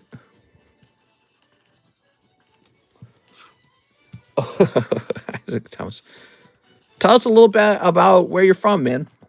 How's life over there? What do you guys do? What are you guys up to? You going to school? We are. All right, we'll grab this. I was here when Bud Thompson was talking about crypto in the past. Yeah, whatever happened to Bud Thompson? You know, Bud Thompson and I disagreed on crypto. I kind of talked a lot of poo-poo on crypto. And at the time, Bitcoin was at like 70,000, and now it's at, it's like at 110. I think it's been probably hazardous for some guys, and then other guys who just bought it a long time ago and never sold. Like they didn't try to day trade it at all. I think it probably made them some money, right? Because they should be up. I currently hold just a tiny amount of crypto, and that is mostly from Coinbase, actually, where we accept crypto payments for Pokemon cards. And yeah, it's I still don't know exactly how I feel about crypto. I think I'm mixed about it. I think it's great to receive payments in crypto. I think it's sort of like a cool token that you can use to move money back and forth. But as an investing scheme, I think I'm still waiting for like the government to announce some sort of government-backed crypto. See, because fiat currencies are backed by government promise that you must use the fiat currency. Gold is sort of backed by sort of like a global understanding that gold is hard to mine and that everyone accepts it because it's like got this historical significance of being gold. And then it's got like certain properties to it, like it gets used in manufacturing of, like certain technologies and jewelry, of course. So it has sort of like this desirability to it. People just naturally desire it. It's not like just a number on a sheet or a number in your computer. Gold looks good, right? It's got like an arts and crafts value, strangely enough. And but Bitcoin is more like just an idea, isn't it? It's like this idea of a digital token that can be traded back and forth with this sort of like system that the bank doesn't need to centrally control. It doesn't need to own it and control it with a team of software engineers. So this is a really fascinating and new idea, but it's backed only by popularity. That's it, just popularity. And my beliefs about crypto is that it could become obsolete very soon. So I know that sounds strange, but it could be obsolete. Some new crypto with a better name could overtake it. They're making brand new cryptos all day long. A government crypto could replace it. So a government crypto like US coin, and the US government says, we only accept US coin. We don't accept Bitcoin. So something like that could come along. Maybe a solar flare wipes out all technology like in one go. And then, all your digital money, including your regular money, is gone. But guess what? Your Pokemon cards aren't gone and your gold's not gone. It could be hacked one day. And that sounds crazy, but, we got quantum computing around the corner. So, maybe a newer, updated version of Bitcoin will protect itself from quantum computing. I don't know. But those are some of the thoughts. The last thought, of course, would be that it could underperform as an investment. That's perhaps the most boring way that crypto could really get you. It just underperforms as an investment. And so, what you could buy, you could just go buy like Coca-Cola stocks, like Warren Buffett, and just sit on Coca-Cola. You could just go buy like the S&P 500 and then just leave it alone and see what happens. And some company investing in, Bitcoin will be in that group anyways, probably. And you just hands off, like you don't want to touch it. You don't care. I think that's the best way to invest. I really do. Because to really involve yourself in the choosing of stocks is to suggest you're smarter than everyone at choosing stocks. Maybe you're smarter than average, but it's probably really hard to outsmart the whole world. So I think that the group investing in a mutual fund or in an ETF, that's the way to do it.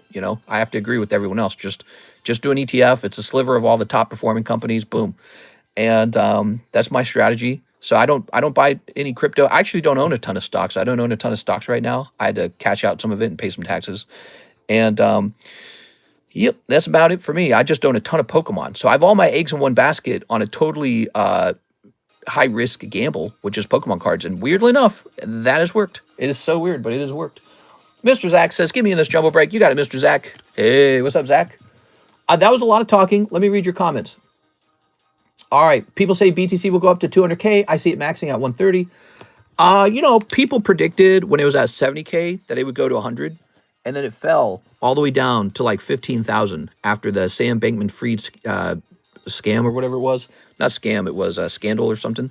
So it fell really hard. Instead of hitting 100K, it fell really hard. But then it jumped all the way to 120 later. So it's totally unpredictable. It could totally hit 200,000. I think it could. I actually believe that. I actually believe it could hit 200,000.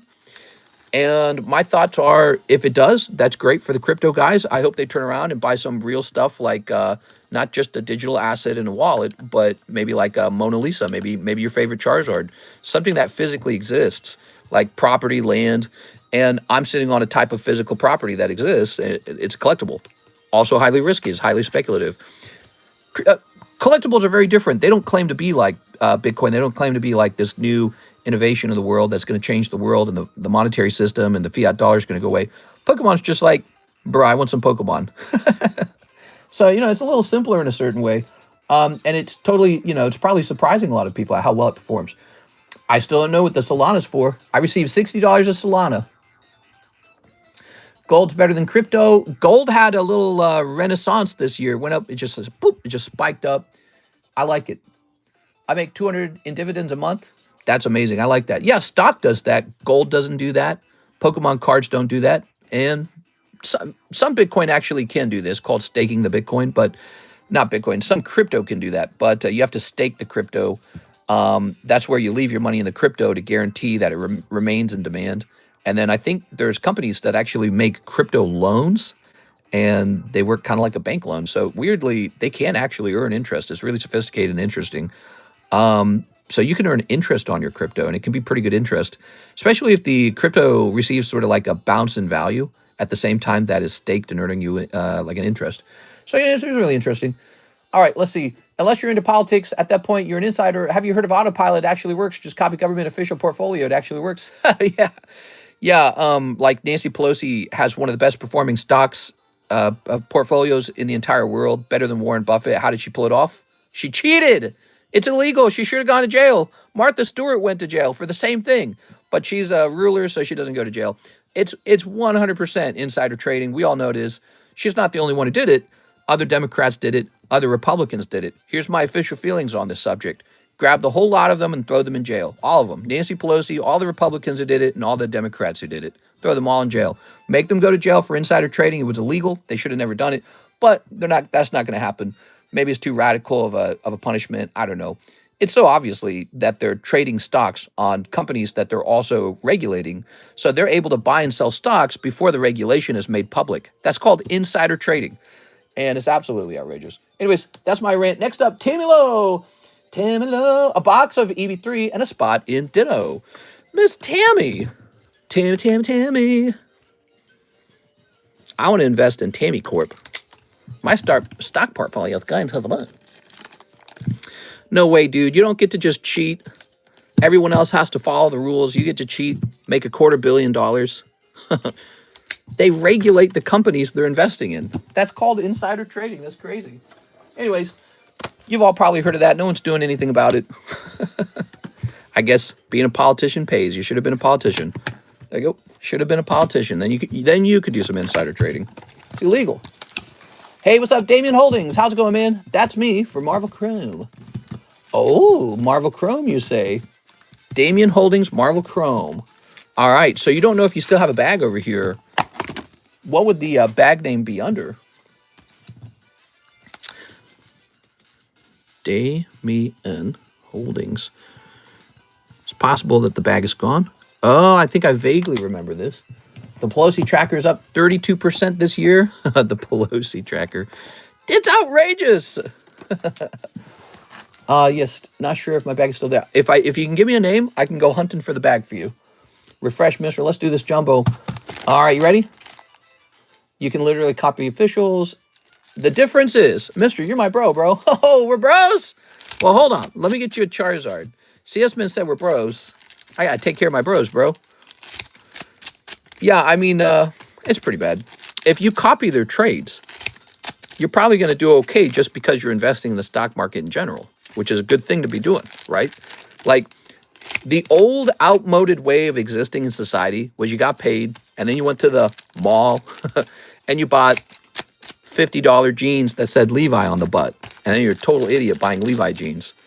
Nowadays, you know what people want? They want securities. That's the ultimate product. Everybody wants it. People are all educated now. We're all smarter because of the internet. So people go, I don't want to go shopping at the mall. You know, I'm going to buy my iPhone. And then once I've got my iPhone, I don't need anything else. All I want to buy is securities after that. Right? So there's been, that's the change in the world.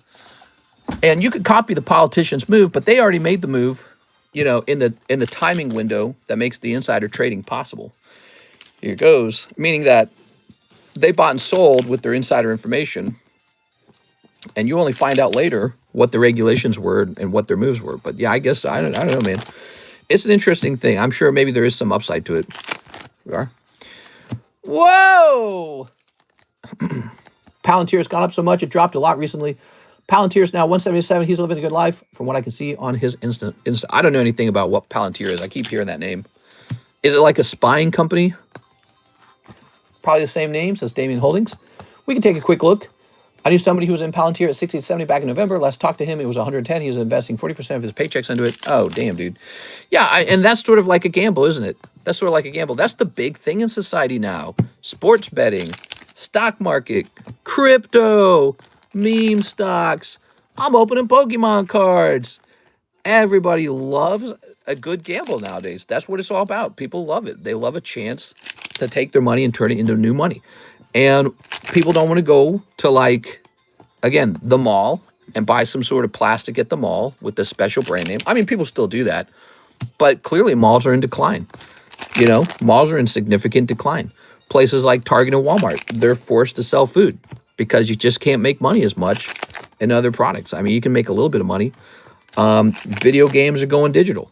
You got video electronics was a big department. Now it's just the iPhone and your digital video games. So everything's kind of going away.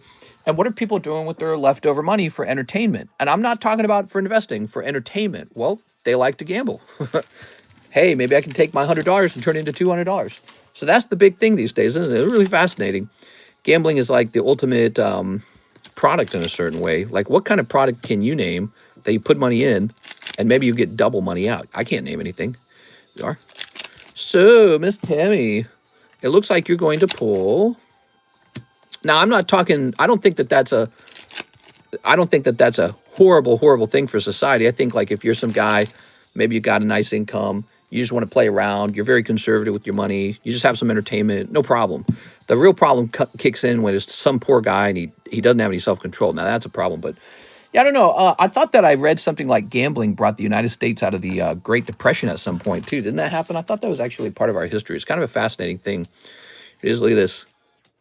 I don't know why that is. So you got a nice Nami full art out of there. I don't think that's terrible. Nami's probably gradable, Tammy. I have a lot on Palantir, even if I don't like the company. What's Palantir? Tell me what Palantir does. I don't know what Palantir is. I must be kind of dumb. SCHD keeps going down. That's me from Marvel Chrome. You can literally copy official government, blah, blah, blah. Martha Stewart went to jail for lying. Law is sadly hard to prove insider trading, even when it's obvious. I just don't think members of Congress or government-held positions should be barred from trading. Maybe they should all be in a certain government portfolio.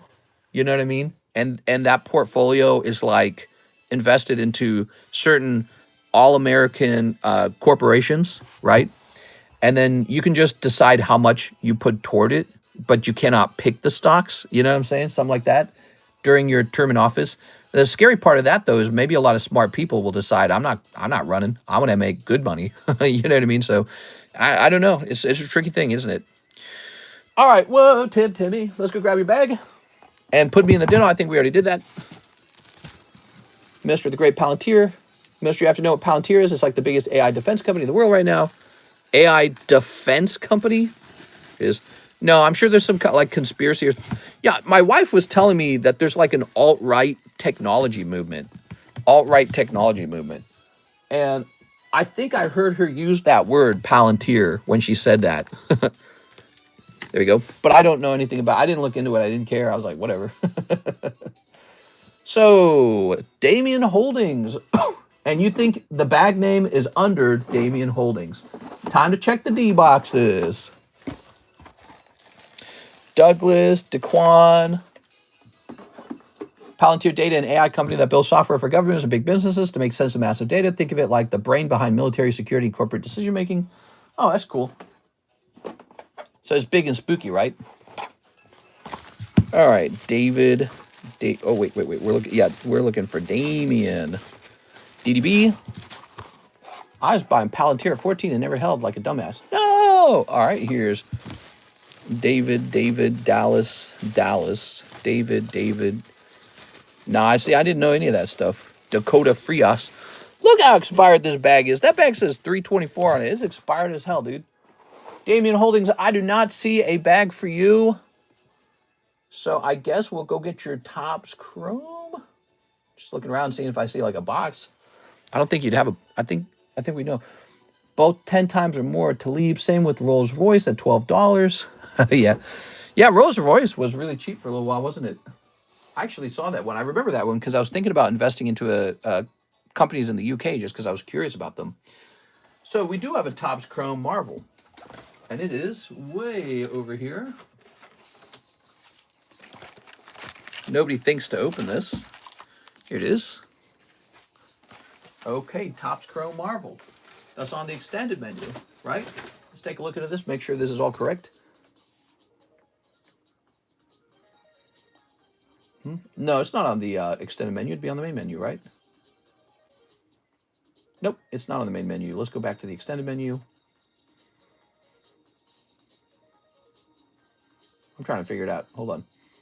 I just got to confirm it with my eyes because I haven't seen this product get open in so freaking long. One Piece, Y, Star Wars, Marvel. Here it is. 2024 Topps Chrome, $60. Oh, yeah. All right. Didn't CS Min say he was my bro or something like that? Dang, dude. I didn't know we were bros like that. Here. All right. Hey, bro. Here's your Charizard, bro. Don't show the other guy, though. He was really excited about this. All right. Put that there. Now, Mr. Damien. Yes. Bond sold at like 3. Now it's like 15. Oops. It's so weird that I've heard so little about this company. Or that I paid so little attention to it. Okay. Ha-ha. Ooh, Ghost Rider 99. Nice, dude. Mister, you know what's next? I need that picture on the Discord channel. That'd be funny. Here, bro. Have a bro fist. Dab, bro. Whoa! Hey, bro. I didn't know we were bros like that, bro. Puzzles are hard. Would you like a Charizard? Strong guy. We have Kong the Conqueror. Like Donkey Kong. Green Goblin. We got Mysterio. And we've got Unus. Yeah, broski. Why, yes. Let's see. Grab that. I would advise not bragging about insider information. Haha. Let's leave this. You don't even got that good insider information. Ugh, come on, dude. Okay. All right. Buy up some Honeywell. There we go. We've got the Green Gobbles.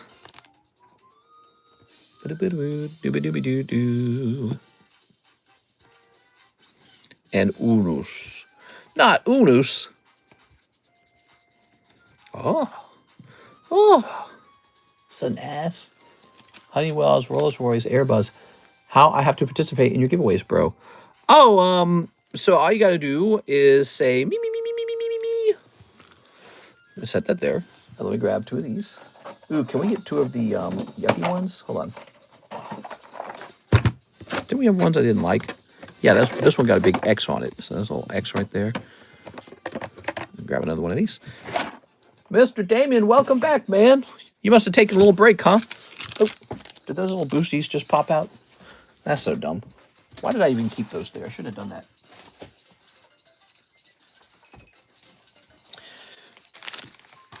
Set that there. And set this here.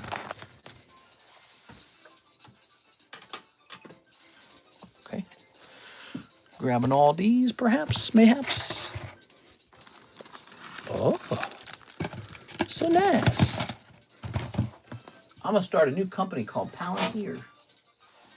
We do government contracting. Yep, just had to an itch to rip. Nice, dude. All right, I love it. Very good.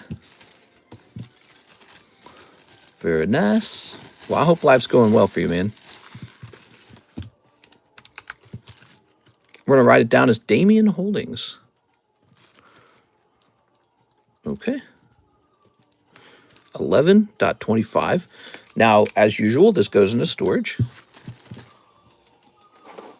Right over here. And you can keep adding to it. Shipping is $9. When you're ready to ship, just give me your shipping address. You can email it right here. TheCardconomist@gmail.com, and it's $9 to ship within the USA. If you are international, it's going to be either 20, 40, or 80, depending on how heavy the bag is. Can I have that first edition Zard, bro? Yeah, bro. Let me go get it, bro. Oh, I didn't know we were bros, bro. Dang, bro. Ooh, there's that nice vintage Blasty boy. Okay. Thank you for your patience, everybody. Are your cards Aladdin or Aladdin? Do you want the Aladdin news or the Aladdin news? Might as well risk it for a 1 1/4 chance at the jumbo. The jumbo break is over. Kevin. Oops. B. Drew. Z. Key. There you go. How many bros do I have to say for the legends? That's a lot of bros. That's a couple. Well, so the jumbo pack break ended right away. That's a popular thing, isn't it? This is real fun. Maybe I should recreate this one because it went pretty fast, didn't it? I mean, maybe that's a sign that it was a really well made one. What do you guys think? You think I should recreate this before we open it up? I mean, it'll take an extra 5 minutes to recreate it, I guess. Let's take a minute. Let's recreate it because this one sold out so fast. Okay, I know this is in here. I know Symphonia's in here. And I know Mega Brave's in here. I know this is in here. I know Prismatic's in here. Oh, but I don't have any Prismatic. What a pain in the butt. Here's DR. DO. Here's one of these red things. Okay. Here's, okay. Silver Tempest. We gotta have Mega Brave. I'm recreating it as fast as I can so we don't hold up the stream too long. We got the Kuromi. Is Kuromi back here? No, that's My Little Pony. Here's Kuromi. That's a free one. The 151. Okay, we need a new box of 151 as well. That's 2 things, right? So we need Prismatic and 151 Korean. And then we need this. We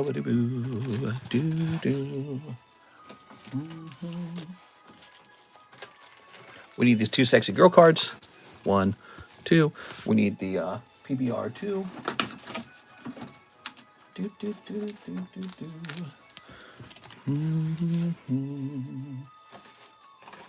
Here's Solo Leveling, which we are now sold out of that box. We need EB3. EB1, I mean. EB1. Minecraft. Get out of my room, I'm playing Minecraft. Ugh. Oh, Fortnite.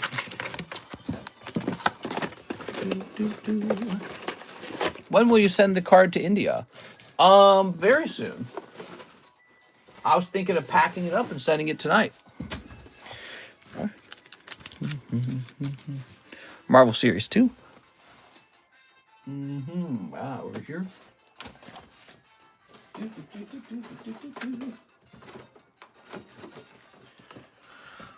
All right. 1 Charizard SAR. That's Series 2. Here is the Curious Universe. Here is the Naruto. Funny enough, I thought there was another one in there, wasn't there? I think there were 2 of them. Now, there are 2 of them. They are in the ventilation system. There it is. We already pulled that. Gundam.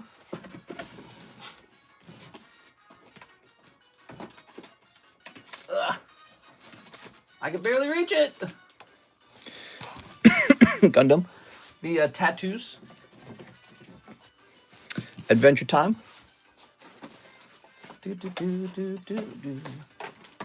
This is the baby part. This has got to be it. Okay. And Super Mario. Super Mario! Boop, boop, boop, boop. You can see it's a pain in the butt to actually put these mega jumbo packs together. Mega jumbo packs. Doo-doo mega dee-dee. Dee-dee mega doo-doo. That's how it goes. Okay. All right. So 2 more. 2 more items. This guy. And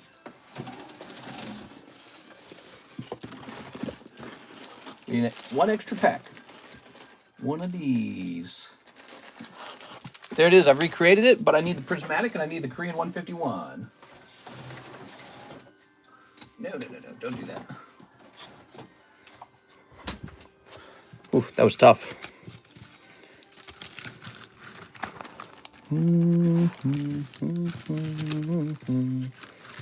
Prismatic, Korean 151, and then it's completed. Completed. Must have got all the packs. There we go. Now, this is the original one. Let me go get those 2 missing packs for the recreated one, okay? Be right back, guys.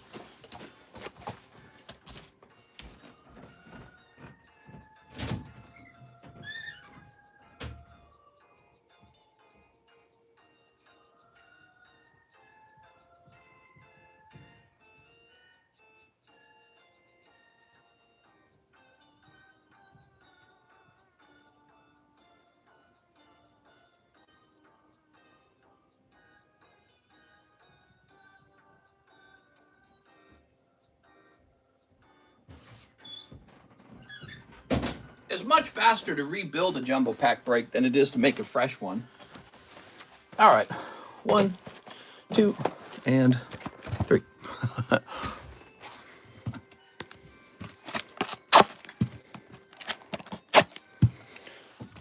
I watched all the Harry Potter movies this week and I don't know what to watch.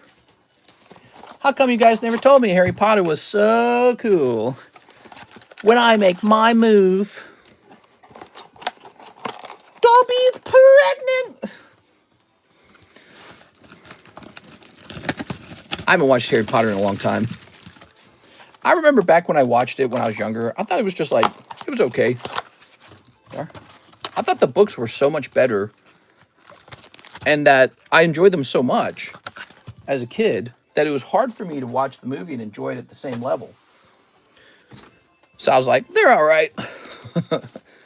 Actually, if you read the books had so much more in them. You know, they were cutting so much out for the movies. And it wasn't exactly the way I imagined it, right? So, we don't hand these out yet. We don't hand these out yet because we have to decide who pulls them. All right, bear with me. Good.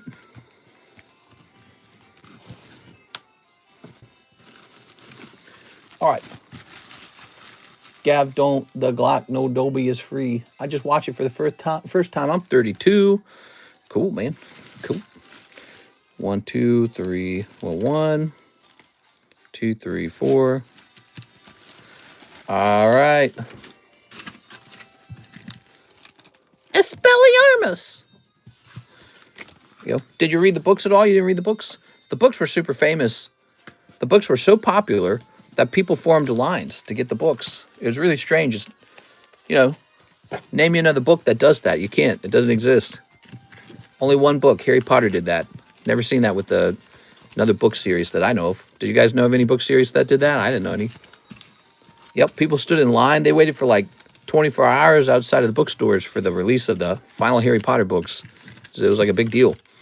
And then the movies came along, and they were pretty popular too. Harry Potter. Game of Thrones.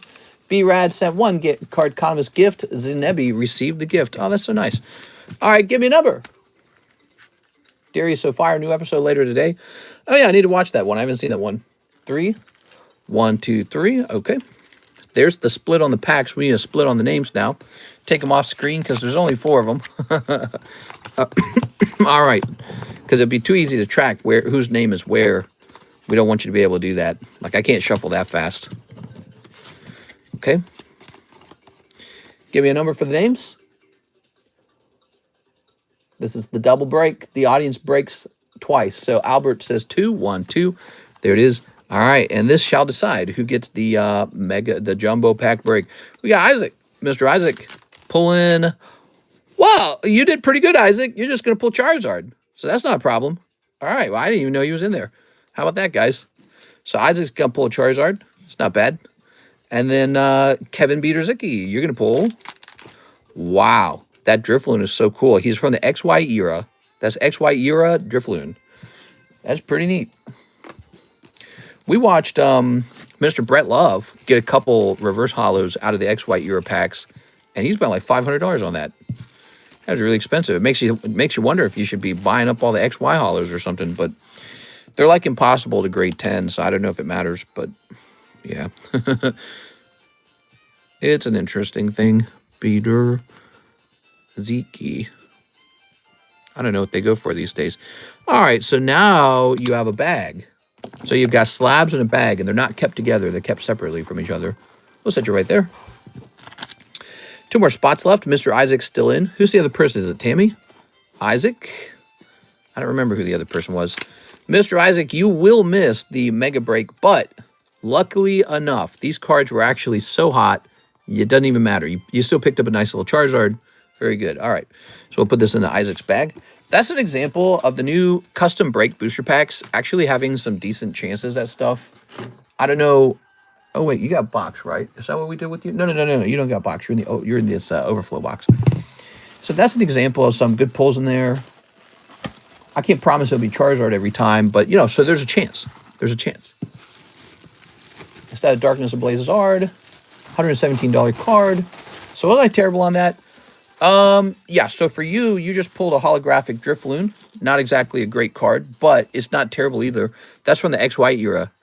And it was Zach? Zach? I couldn't remember who was in here. Mr. Zach, did you know you can actually trade this card instead of opening the Mega? But in other words, when you pull this chase card, guys, you can keep the chase card, and that is an option. By default, we just assume you don't. Okay, so that goes back in there. But I'm trying to teach everyone that that's an option. If you're a mad lad, one of the best places to pull that card, if you're after that card, one of the best places to try and pull it is actually from the jumbo pack break, because it's only a 1 in 4. So you're not missing out on something bigger than that. I think it's, in fact, the smallest possible break that you can try to pull that chase card out of. All right, put that there. Why did Darkness Ablaze do so poorly? There was too much of it. The Charizard ended up not feeling that special. There was too much of it. All right, Mr. Zach, is he watching? I need to put this back somewhere. Put it right here. Mr. Zach. Oh, I already read that. It's Miss Alexandra. Guten Morgen, she says. What? All right, so starting us out, we're not going to open that. We'll leave that sealed. Here's this little sticker pack. He's going to be open last. He's really nice. He's really nice. All right, ready? I'll start trimming. Is Zach still with us? Yeah, he's still with us. Good. Okay. Let's start sneeping this. Not bad, Mr. Zach. You've had a string of wins. Not too bad. Here we are. How much for the Inferno Zard? He's not for sale. I'm probably just going to keep that one. I should get another one, though. There you go. I got to have an Inferno Zard, you know. I don't know. I could host a break on him and buy another one, I suppose. Okay. Very nice. I should probably buy Inferno Zard and break them over and over. Grabbing that. Snipping this. We can't host any breaks on Inferno Zards right now. There's too many other breaks. So some other breaks would need to end first for us to even consider it. Snipping this. Snipping these.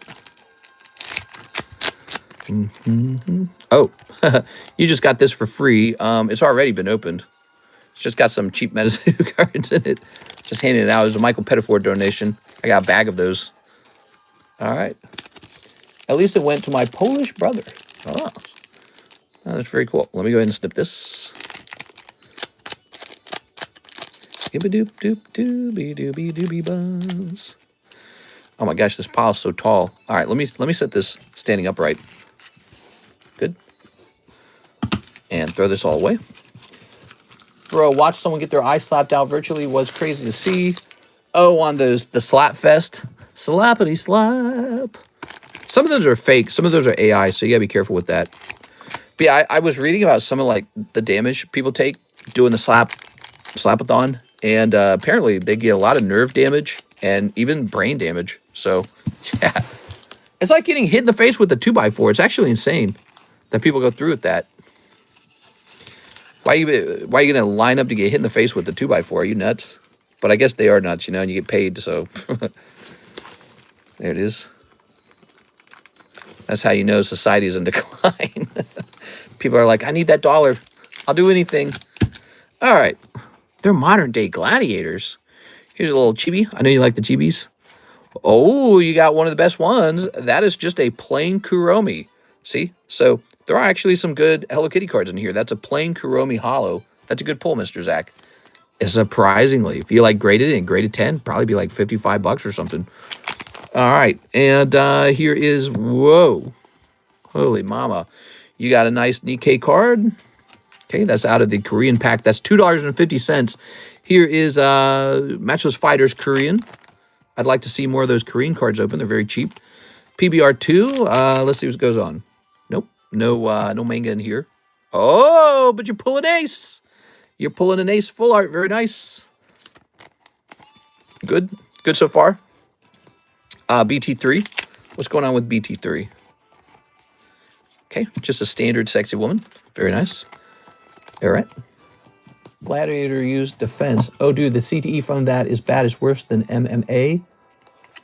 Are you talking about like the body damage that they take? It's wild, man. When you watch them getting slapped, it does look like they're just getting hit in the face with a 2x4. You know? It's like, Jesus. All that for a little fame, huh? You got Gogun Hee, Woojin Chul. I think we're repeating ancient Rome. Let them eat cake. Bread and circuses. Yeah, I don't know, dude. Everyone's always stating Rome. So this is really cool. This is $6 a pack. It's called Minecraft Time to Mine. If you want one, send in for one. They're fun little packs. They're gradable, by the way. These are printed by the Panini Company. Time to Mine trading cards. Oh, you got like a... Oh, cool. You got like a puzzle card. Here's B. So look at the, there's the texturing on it. It's so interesting. Like it's actually very high quality, surprisingly. Like, look at that. Isn't that cool? So there's definitely like a texturing to these. You got one of these achievement cards. And, ooh, Fight the Ender Dragon Holo. Nice. So these packs can come with multiple gradable cards in them. They look very nice. If your kids like Minecraft, they might enjoy some packs of these. I can even ship them sealed if you want me to ship them sealed. You get to keep all the cards in the pack, and we have sold a ton of these. It's funny, we go through like eras where people open up a ton of something, and so for a while we open up a lot of Minecraft, it cooled off, then we open a bunch, then it cools off, then we open a bunch, then it cools off. It works just like that. This is also very popular. We sell a ton of Fortnite Series 1 cards. Yeah, so these cards, when you get 10s on these, they sell for hundreds to thousands to tens of thousands of dollars if you pull the right one. Okay, so here we go. Yes, the Fortnite cards can go for absurd amounts of money. And so it's kind of crazy that they're only $6 a pack. It's very affordable for what you can get out of them. Like this panda. So a 10 of the non-holo panda could probably go for like 65 bucks or something, or maybe more. And so just that one card, here's this lady, she's the ref, and there's this guy. So your pack did not contain a holo. What you're trying to do in the Fortnite packs, you're trying to pull a holographic card out. They're pretty rare though, okay? So they're pretty rare. Most packs are non-holo. If you pull a holo and it grades 10, that sells right away for multiple hundreds of dollars. But if it also happens to be the right character, that sells for multiple thousands of dollars. So the Fortnite packs being $6 each, it almost seems underpriced. It doesn't really make sense to me. CTE is what NFL and boxing people get from multiple hits to the head. Oh, is it like brain damage? Oh, man. Yeah, the guys who sign up for that are another breed, I guess. I don't know, man. It's your one body that you get. You don't get another body. So maybe I'm a big pussy or something. I don't want to do it. Marvel girl. More like making my pants type girl. Here's Venom. Here's Venom versus Spider-Man. Doesn't that look cool, guys? This is a $7 pack of Marvel Universe Series 2. We call it Impel. That's what we call it. In the menu, it's called Impel Marvel Series 2. And you can see all these cards. You get to keep all of them. And yes, just like the other packs, they're pretty gradable. Here's Captain Britain. Captain Britain! Oi, bruv! Here's New Warriors. I like to make fun of him a little bit. Ultron. Here's Thor. Here's Wolverine's claws. Here's Jigsaw. And here's Death's head. Boom. There's a Captain America and a Captain Britain. Travis Kelce was in it. Who was in it? I think we're repeating at your Rome. They were technology-heavy societies, then became enamored with entertaining themselves, and they fell. Sound familiar? Yeah, it's interesting. Yeah, I think about it all. I think about the West. I think about white guys. White. We are. All right, you ready? The West. Yeah, UK, France. Here's this lady. I don't know. The world's an interesting place. I don't really worry about all that. You guys worry a lot? Do you guys worry a lot about all that? I try not to worry. I don't stress over it too much. Oh, so we got some konnichiwas in here. Very nice. I'll talk about it all, but I don't stress about it. Here's Naruto. Okay, here's Curious Universe. Ooh. Ooh. I do worry, says Zhang Wei. Mr. Zhang, I'm sorry to hear that, man. Here's Card Wars. Sack of Pain. Husker Knight. Life Beater Gnome. Gnome. All right, cool. All right, I like the Husker Knight. He was actually featured in the TV show, the episode Card Wars, and he was in the card game, the app card game, so he's fun. You could probably grade Husker Knight. Here's Gundam, bro. Here's this guy. Okay, you pull not a very good one from the Gundam. Can't change what happens. Have to live your life as best as you can. Whatever will happen is about how you can adapt. We are. Okay, we've got the penguin called Chabwick. Here's Ione. And here's... Isabel! I'll be right back. I need to go to the bathroom for 15 minutes. It doesn't consume me, but it is concerning. It's concerning. There we go. Ooh. Very nice. I don't know, dude. The fall of the West. It's Rome again. Here we go. What do we got? There's always... I don't know. I saw the... ooh, that's cold. I saw the British guy, the 100-year-old veteran from World War II, World War I, World War II. They call it the Great War in Europe. And he was talking about how Europe in its current state wasn't worth dying for back then. That's depressing. Here's the Mario Brothers. It's me, Mario. These are all gradable, by the way. All gradable. Look at that Yoshi card. That's actually really nice. Textured, by the way. That's what makes these so nice. So you got a couple hollows here. Here's Todetta and Gumby. All right, we got Gumby Goomba. Here it is. That's a quietist perspective. Ah, yes, a quietist. What?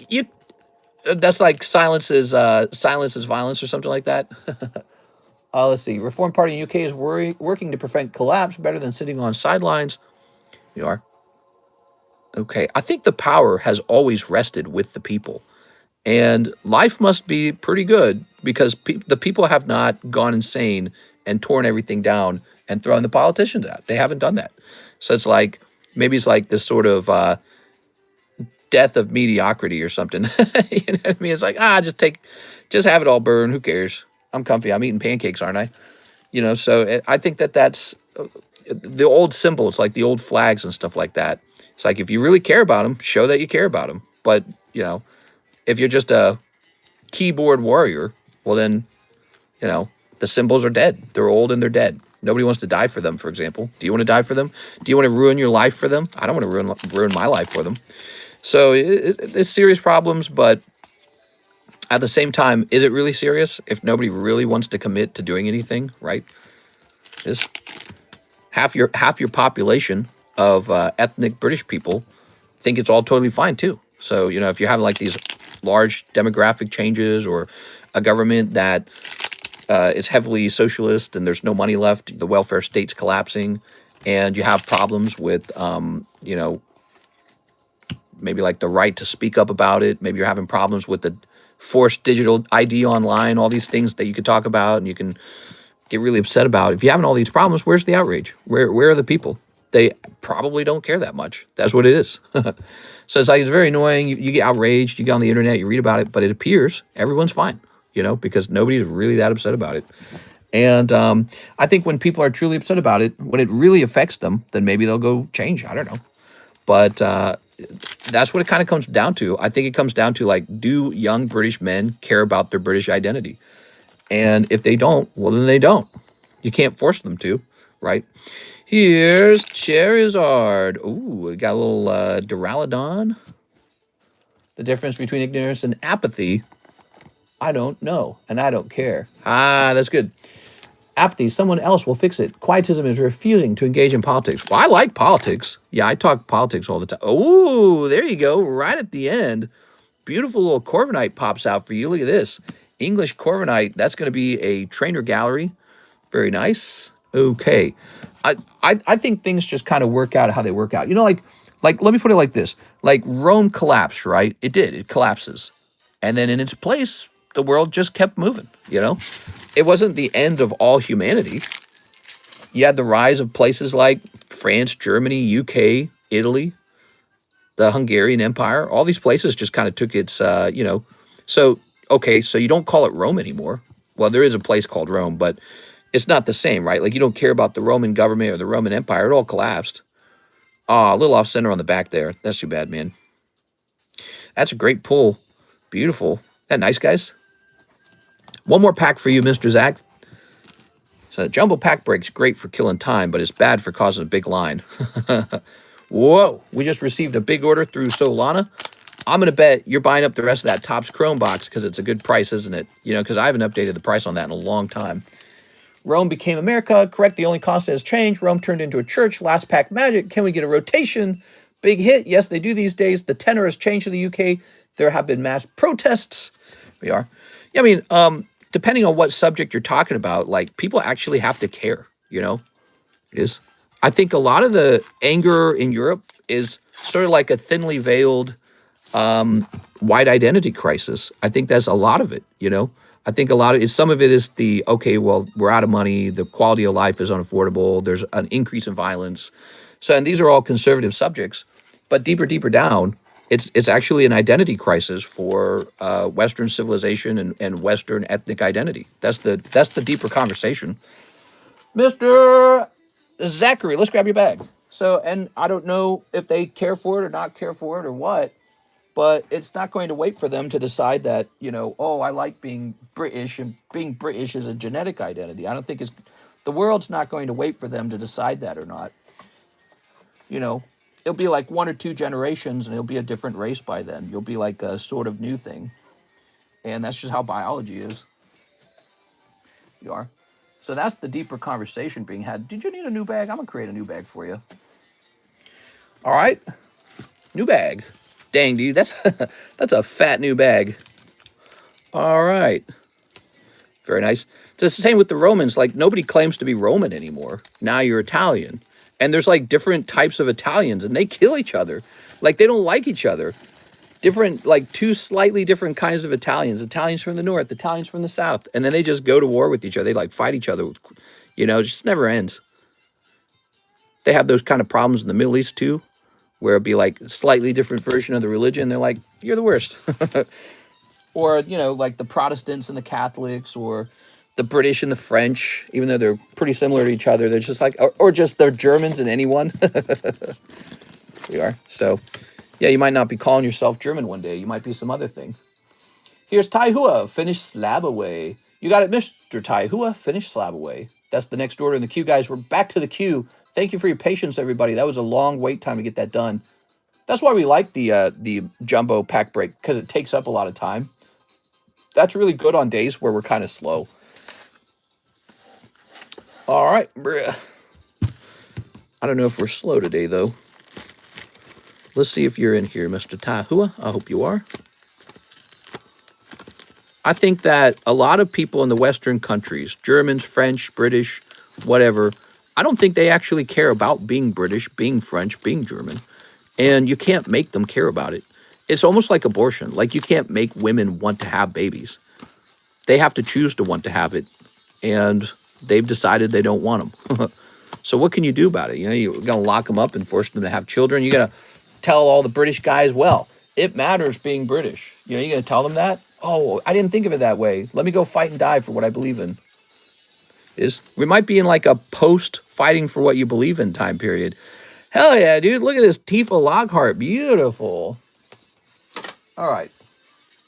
Maybe the entire concept of trying to hold on to a national identity or even a genetic identity, maybe those are antiquated ideas, you know, like bound to end over time.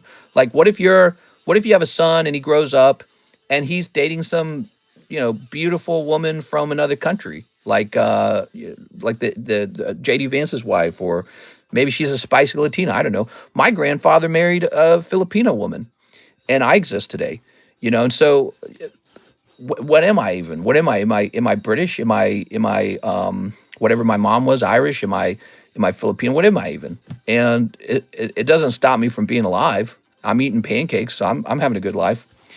And so, you know, maybe some of those ideas like strict racial identities are kind of antiquated. And even when you look backwards at where those racial identities came from, they didn't come from Agartha. They came from, you know, constantly maneuvering people who were immigrating all over the world for long periods of time and mixing with this, mixing with a little bit of that. So, you know, it's like, I don't know if it's the national identity that's the problem in the West. Is it the ethnic identity that's the problem? I think for some people, like in the Republican Party, you're seeing this rift now where the Republicans don't get along with each other because of this Nick Fuentes guy. And he's kind of like a racial identitarian, I think, or maybe you could call him a skeptic of the state of Israel or something. I don't know. But, you know, you're seeing a similar rift within these parties where race is all that matters to them. And it's just like this bizarre focus. And how long will those tribal ideas last in the future when everyone can fly between countries? You can have a rich guy from the Middle East fly over. He wants to date a girlfriend. Maybe he wants a white girlfriend. I don't know. It just doesn't matter. It's like, how are you going to stop that? You're going to reject successful people from coming into your country? Are you going to stop people from interracially marrying each other? Are you going to tell people, oh, you can't come in here unless you're born British, you know, or something like that? Like, what do you do about it? So it's a very tricky problem. And maybe what you try to do is you try to hold on to your identity. Like, look at Japan. They've kind of done that. Look at China. They've done that. They're not having those problems. But it's difficult because it's like, what is exactly the smartest next move is not exactly clear. You would have to get into subjects like beliefs on genetic superiority or something like that to say, well, we reject this group, but we'll take people from this other group. You have to get into that subject. And then that's some super dicey stuff that people generally aren't allowed to get into. And even when you do, it's just full of all this salt and pepper, and it's just horrible to listen to usually. Let's see what you guys are saying. You're human. Our DNA is like 99% similar. That's the beauty of America. Our whole basis is that it doesn't matter what your skin color is because we're American. Well, you know, we say that now. That wasn't true in the 1950s. It was a pretty white country back then. But let's see. People bored with life, obsessed over stuff like this, just live. Yeah, it's almost like there's nothing to fight over now. And so now we have to fight over the color of our skin or our national identity or whatever, DNA, I don't know.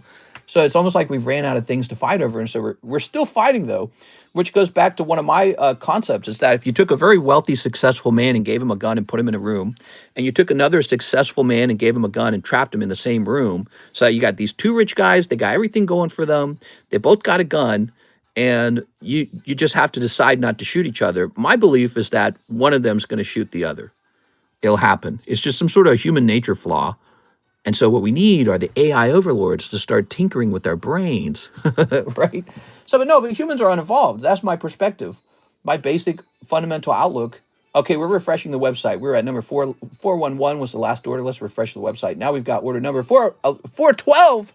And Nathan, who has waited quite a while, thank you for waiting, Mr. Nathan. He has ordered 40 for the booster break, 20 for English 151 booster. Mr. Nathan Norman, I don't think I understand the full order here. So you want the booster break. Could you tell me which one that is?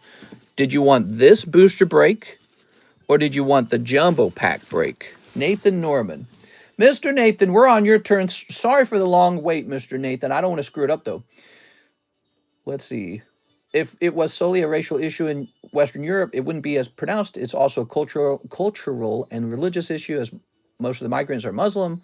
Yeah, there's a lot of dislike toward the religion of Islam. There's obviously that's one of those controversial subjects, and so people don't. Sometimes they'll be like, "Well, I don't care who you are. I just don't like Islam," or something like that. You know what I mean? Yeah. Let's see. Exactly. They're smart. People bored with life. The issue in America is people have been allowed to come here, but they do not assimilate and wave another country's flag. Yet you're living here. Why do you do that? Now, I do think that that is in poor taste. I do think that's in poor taste. But I think that's kind of, to a certain degree, that's kind of a problem that's occurred every time a group has come over here. Like we didn't like the Irish, we didn't like the Italians, we didn't like the Asians, and then we love them now. And so there's a new group, and we're not super inviting of them, and we have financial issues in the country. And so they're waving their own flag, and that might be in poor taste. They might be better off kind of laying low a little bit, not trying to stoke a fight. So I don't know exactly what the smartest move there is, but yeah, I mean, obviously it's another round of that, and it's kind of it's a tough situation because the Republicans and the Democrats don't agree with how to deal with that immigration. There's a high demand to get into America if you're from a country where your opportunities are poor. And then America has a strained welfare state. We don't have the money to pay for lots and lots more welfare. So it's a complicated problem. Back in the day when your grandma and grandpa came from Europe, there was no welfare. So it didn't matter as much. It didn't affect anybody. You're just like, welcome in. This is a huge country. Come on in, Mr. Norm, he says, the first one. Here goes. Thank you. Now, Mr. Norm, what can I get you with the remaining $20? It said 24 and an English 151 booster. So I believe we're going to pop you in here. And then it sounded like, are the English 151 boosters $20? Maybe they are. Let's see, Nathan Norman. I can't actually remember their names or their prices. Nathan Norman. So that's a very common problem, is every time a new group came over, the other groups didn't like them. They said, hey, you're not like us. We're better than you. We're better than you. We're actually cleaner, smarter. You're some stinky Italian. You know what I mean? So they had all kinds of insulting terms, and and now we don't worry about it. Now we don't fight over those kind of things quite as much. And over time, it's kind of smoothed out a bit. And so now we have people coming in. But I think a lot of the problems with the immigration now is that it's like with the reckless abandon, sort of. It's just so fast, so much, so quickly. And there's so much social welfare now. We didn't have a social welfare state in the past. So now we can actually go broke absorbing people. That's a real thing now. I care about that. I'm a financial kind of guy, so I do care about that.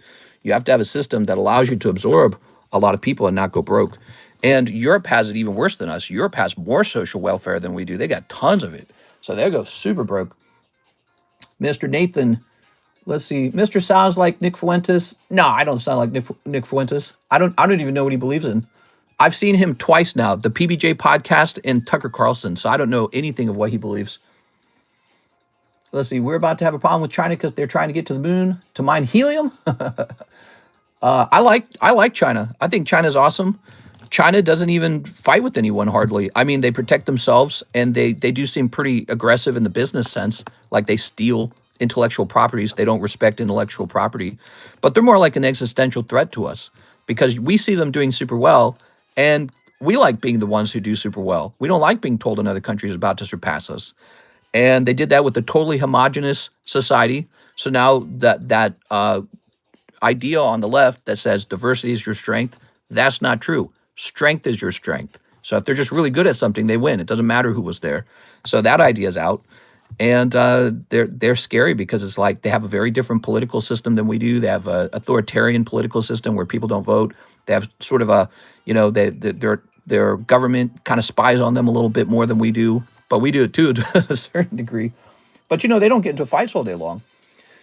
Okay, so just one English 151 pack. You got it, man. Sorry about that. You know what that was? I just didn't remember what they cost. That was all. I forgot what they cost. So 151, Mr. Nathan. Yeah, I don't hate the Chinese. There's too much there's a lot of anxiety in the West. There's a lot of anxiety. There's a lot of disillusionment. There's a lot of stress and fear. There's a lot of outrage, which, by the way, a lot of content baits you into feeling outraged. A lot of content wants you to be outraged because you engage with it more.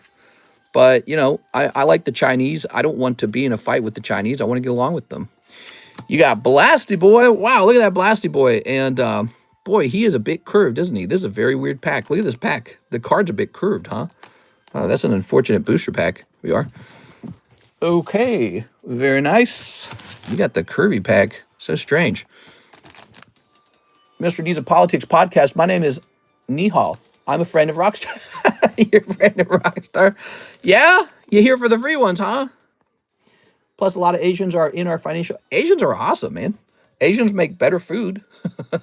They make... Look at what Japan made for us. I just watched the Chainsaw Man movie. It was way better than whatever we've been making in Hollywood. So, you know, the more... the thing is, people in the West have a big ego. We've been stroking our rooster for a long time, saying, we're number one, we're number one, we're number one. We've been doing that a long time. We like to do that. Everybody likes to do that. And it's like, it's a real competition, though, right? Like, you actually, if you want to maintain that position, you have to keep winning. You have to get out there and keep winning. And it's not easy to do that. The reality is there's a lot of smart people all around the world.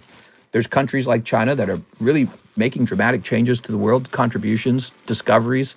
You know, they're a communist regime, but they still created TikTok. Isn't that strange? That kind of goes against the concept that communism can't create anything. Of course, the way I look at them, I don't look at them as like truly communistic. I think that there's some sort of pseudo-authoritarian system that allows capitalism. They actually promote free market capitalism now, so it's not a totally communistic country anymore. You can actually, like, they have billionaires in China. During the Red Revolution or whatever it was, they probably wouldn't have accepted that. Now they do. They're like, yeah, that's fine. We have billionaires now.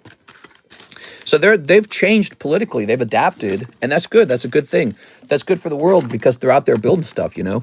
And we're supposed to build stuff, and then we're supposed to trade. That's what we're supposed to do. We're supposed to make whatever we're best at making, and then we're supposed to trade. That is the wealth of nations.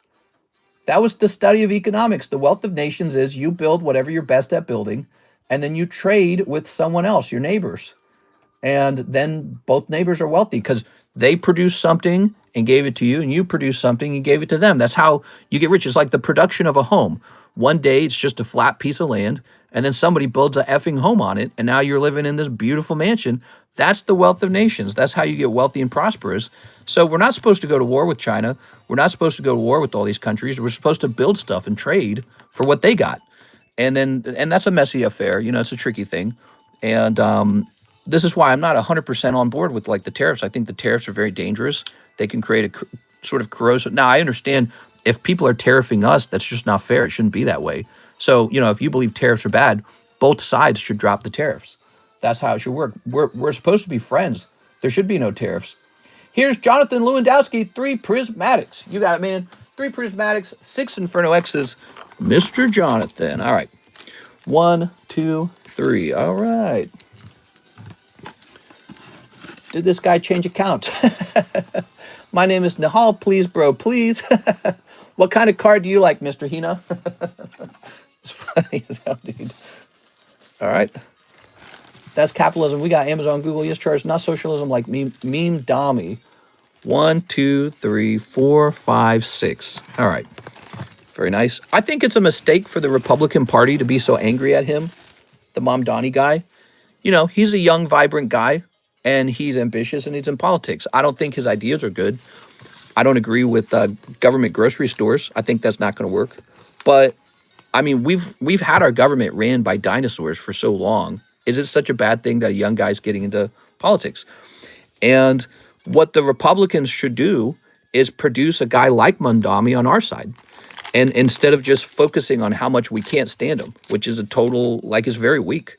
That's a weak reaction. Like, I didn't even know who he was until I heard a ton of Republicans complaining about him. And so they're you know, it's a very weak position. You should just produce your own candidates that are vibrant and intelligent, and that's it. And maybe we had that with Charlie Kirk, and he got shot, so that's no good. But I think that, you know, so that's it for the Republican Party, is to just produce your own guys and present your ideas and go out there and convince people to vote for you, and that's the best way to do it. And I don't know why he got so much attention. It was New York. New York's a Democrat city. He reflects the interests of the people there, and that's just how it works, you know. So I think the mistake was actually on all the attention that the media and the Republicans gave him. Here's Ambipom. Here's Sawikun. He talked affordability. Yeah, exactly. That's a real goal. I don't agree with the system that he wants to use, but it's a real goal to make life more affordable for people. We're supposed to be on the same team. Republicans and Democrats are supposed to exist to make life better for the American people. That's the goal. Like, we're not enemies with each other. That's another thing. Like, everyone just wants to fight, fight, fight, fight, fight. Our goal is to actually make life better, right? Who cares? One person wins, the other person wins. This isn't like the science fair at school or something, or whatever, like the talent competition at school. The goal is the outcome is to everyone's more prosperous and has a nice home and can actually afford to have children. It's not supposed to be super expensive to have children, impossible to buy a home and all this other stuff and some sort of terrible job. You're supposed to have a lot of good jobs, paying lots of good money with lots of purchasing power, and everyone has a home built for them so that they can go buy one. And it's not just all owned by one corporation. I imagine some stupid corporation buys like a quarter of the homes in your area. That's outrageous, right? Like, that creates a monopoly. We make scalping illegal. You cannot scalp tickets. It's illegal. So how is it okay for corporations and, I guess, really rich guys to basically scalp housing? So they have an affordability crisis in New York with housing, and the people are tired of it and they want a solution. Now, I think the solution, of course, is to find a way to build more housing. That would be my position on it. I don't think that rent controls have worked historically, but he wants to try rent controls, so that's fine. Same with the groceries. I don't think that government groceries is a real solution. But, maybe just more SNAP benefits or something like that. I don't know. So there's probably some kind of solution. The argument, of course, from the free market is supposed to be that, well, if selling groceries is so damn profitable, then more businessmen will move in to sell even more groceries because it's a super high profit, high margin, high markup good, isn't it? That's the argument, is that they're overcharging, isn't it?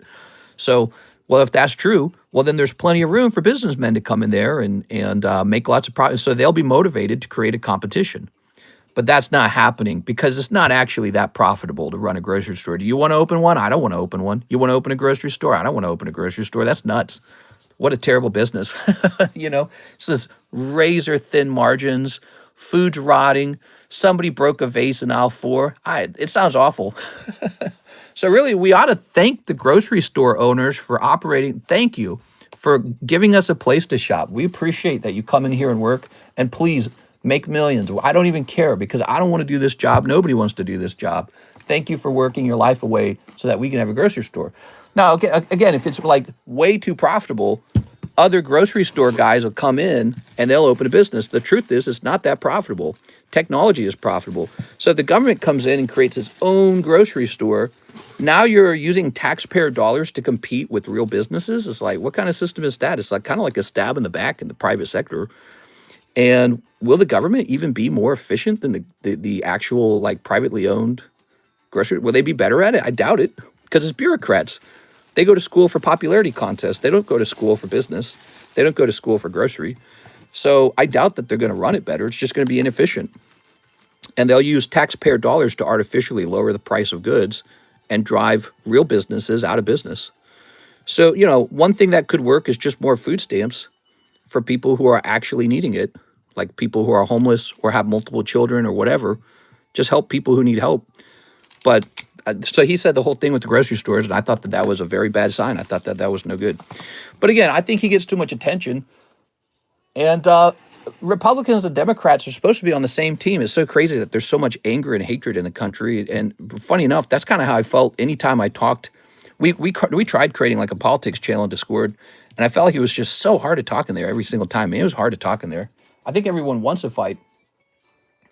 All right, what we got? So we have a big order of Solana. That is the next order. Mr. Damien, can I bet that that's from you? You have sent in a $300 order. Thanks, man. There it is. All right, block him. Block who?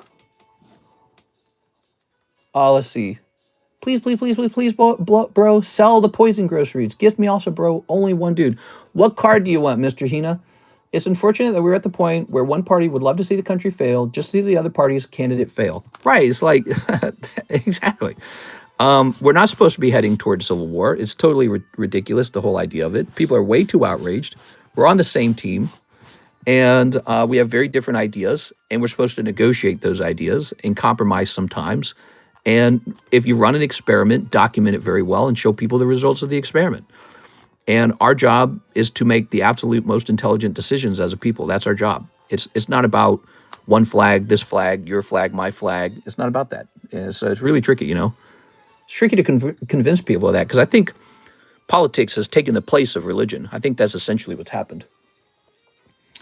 Where are the mods at tonight? How else would the politicians fundraise? Block the spam beggar. Give me only one card, bro. Charizard SAR? All right, I got a Charizard for you.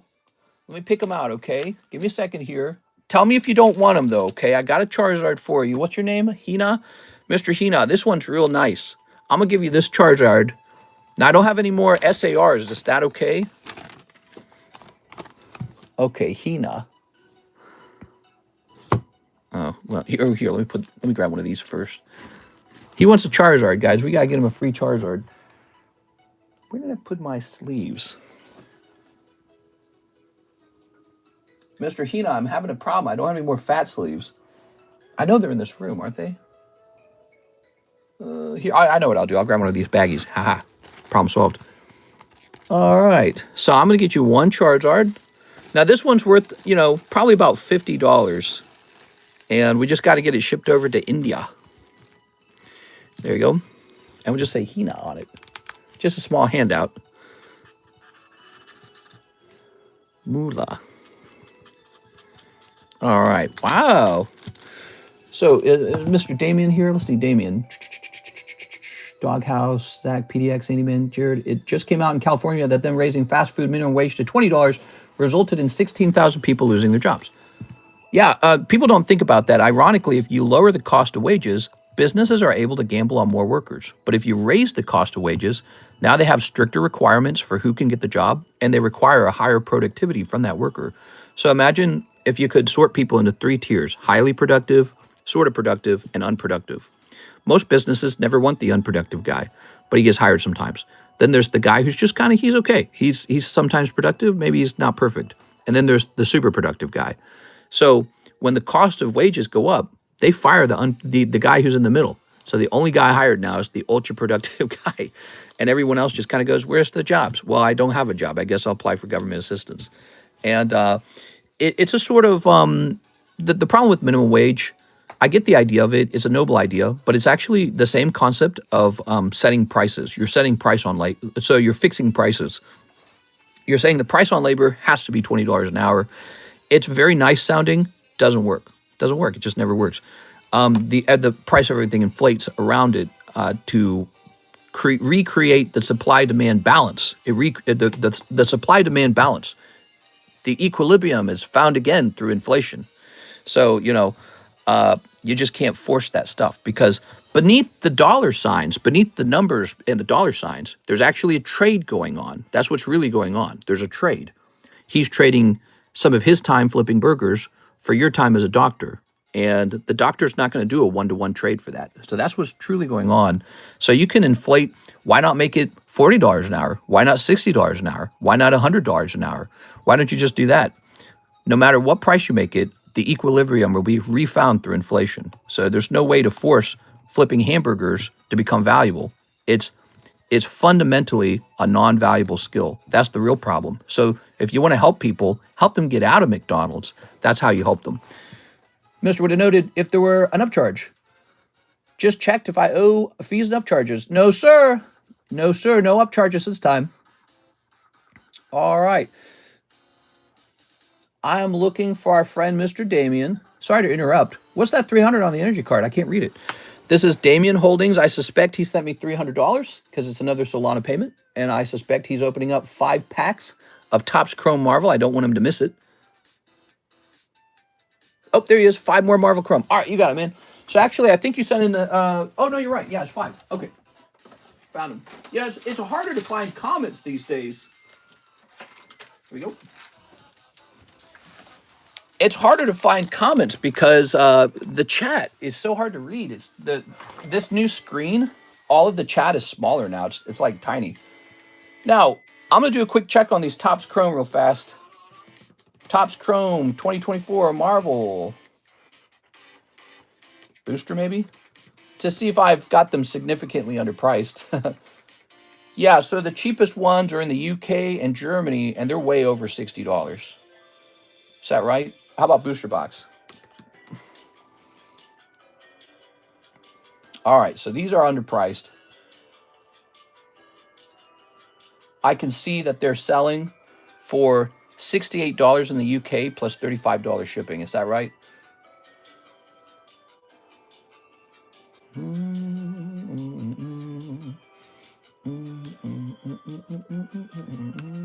I like this song that's playing. Another Metamong Ditto. Yes, sir, it's a new one. Or ma'am. So I know you're not gonna like this new price, but we got to raise the price to be more at least break even. So we need to have a break even price. So the rest of them, there's still more in the box. They'll be $80 per pack now. I did that because I haven't checked the price on these for like a year basically. So I know Topps Chrome tends to go up. Let me show you how many packs are left, okay? So you know what's possibly in store. We have a total of 5 packs remaining, okay? So these are now $80 per pack. You got like a good chunk of the box at the old price, so you're doing good. These are now at basically at the new break-even price. Actually, I think they're cheaper than break-even because the only ones you can buy are from like the UK. You would have to pay over $90 per pack from the UK. It's a shipping issue, actually. It's a shipping issue. All right, here goes. All good. I'm just sitting by. Here goes. How do you price your cards? Oh, that's Miss Alexandra. Oops. I don't want to throw that out. How do I price my cards? I tend to just use eBay. All right, I'm going to put Hina's Gold Star Charizard to the side for the moment there. Ready? Ooh. No one should want the government to determine wages. A long time ago, you had a problem where, all the companies were sort of taking advantage of the workers, underpaying them. And we established the minimum wage, and it actually lifted a lot of people out of poverty. It actually worked. And I think that because of that event that occurred back then, people really liked the idea of raising the minimum wage. But it's actually, we're in a new time period. It's 2025. There's way more companies to work for, tons of them. So there is actually good competition between companies, tons of companies to work for. There's stuff online like Glassdoor and all these places where you can see wages. You don't need the government to set wages anymore. You're in the future, baby. It's the future. So you don't need that anymore. No more government setting wages would be actually a fantastic thing. It would allow us to compete with other countries when it comes to certain industry where perhaps, it's trickier to do certain jobs and pay a super high wage, right? Like if you're a doctor, of course you get paid a high wage. But what if your job is like manufacturing something real cheap and small? Should that job simply not exist in America, or should it exist and just pay less? And then some people who are unemployed would say, well, look, I'm not making a lot of money, but I am employed. And I'm contributing to society, and I got a little disposable income maybe. And maybe they can still receive government subsidies or something like that, like for healthcare. But, get them up off their feet and working is not a bad situation. And being able to produce even more jobs because we're competitive is not a bad thing either. We are. I guess new. What are we opening? Hey, what's up, Tim Marion? Are those cards you're opening new or vintage? So these are actually from 2024. It's called Topps Chrome Marvel, and they're very cool. They're fairly new, I guess, but they're like a year old already. They're not vintage. And we used to sell these like all day long, and then people just kind of forgot about them at some point. These are $80 per pack if you'd like a pack of it. It's a super premium product. Jared says, the only thing I can see as regulation, even though I hate they would have to, is setting a base amount companies have to reinvest in their companies to get better raises. Yeah, I'm not on the side of the company either. I'm not trying to say, oh, these poor starving companies and they're starving millionaires and billionaires that run it. I'm not trying to say that. But I don't want the government overly involved in the economy. That's my personal view of the economy. So, you might disagree. You might believe an economy runs better when the government's highly involved. I think that a government kind of getting out of the economy is good. So that's my personal beliefs about how an economy is best run.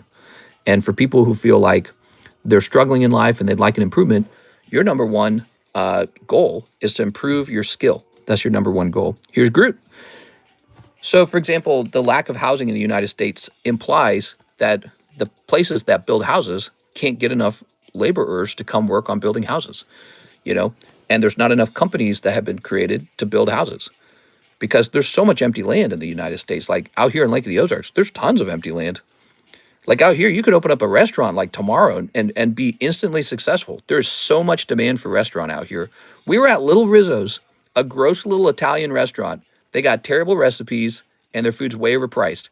And it was packed wall to wall. We had to wait so long to sit down because there's not enough restaurants.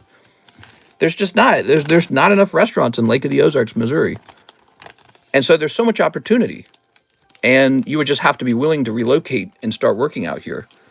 But most people just want to live in one tiny square foot area of the country.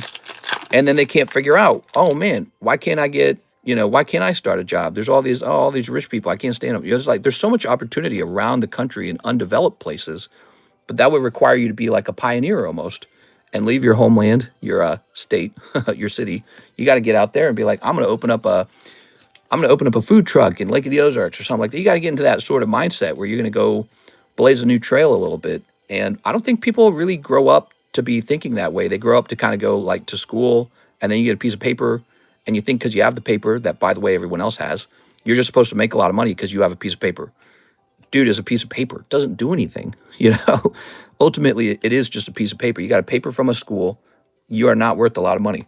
You actually have to go do stuff. And so the opportunities to build homes all over the countries right now are there.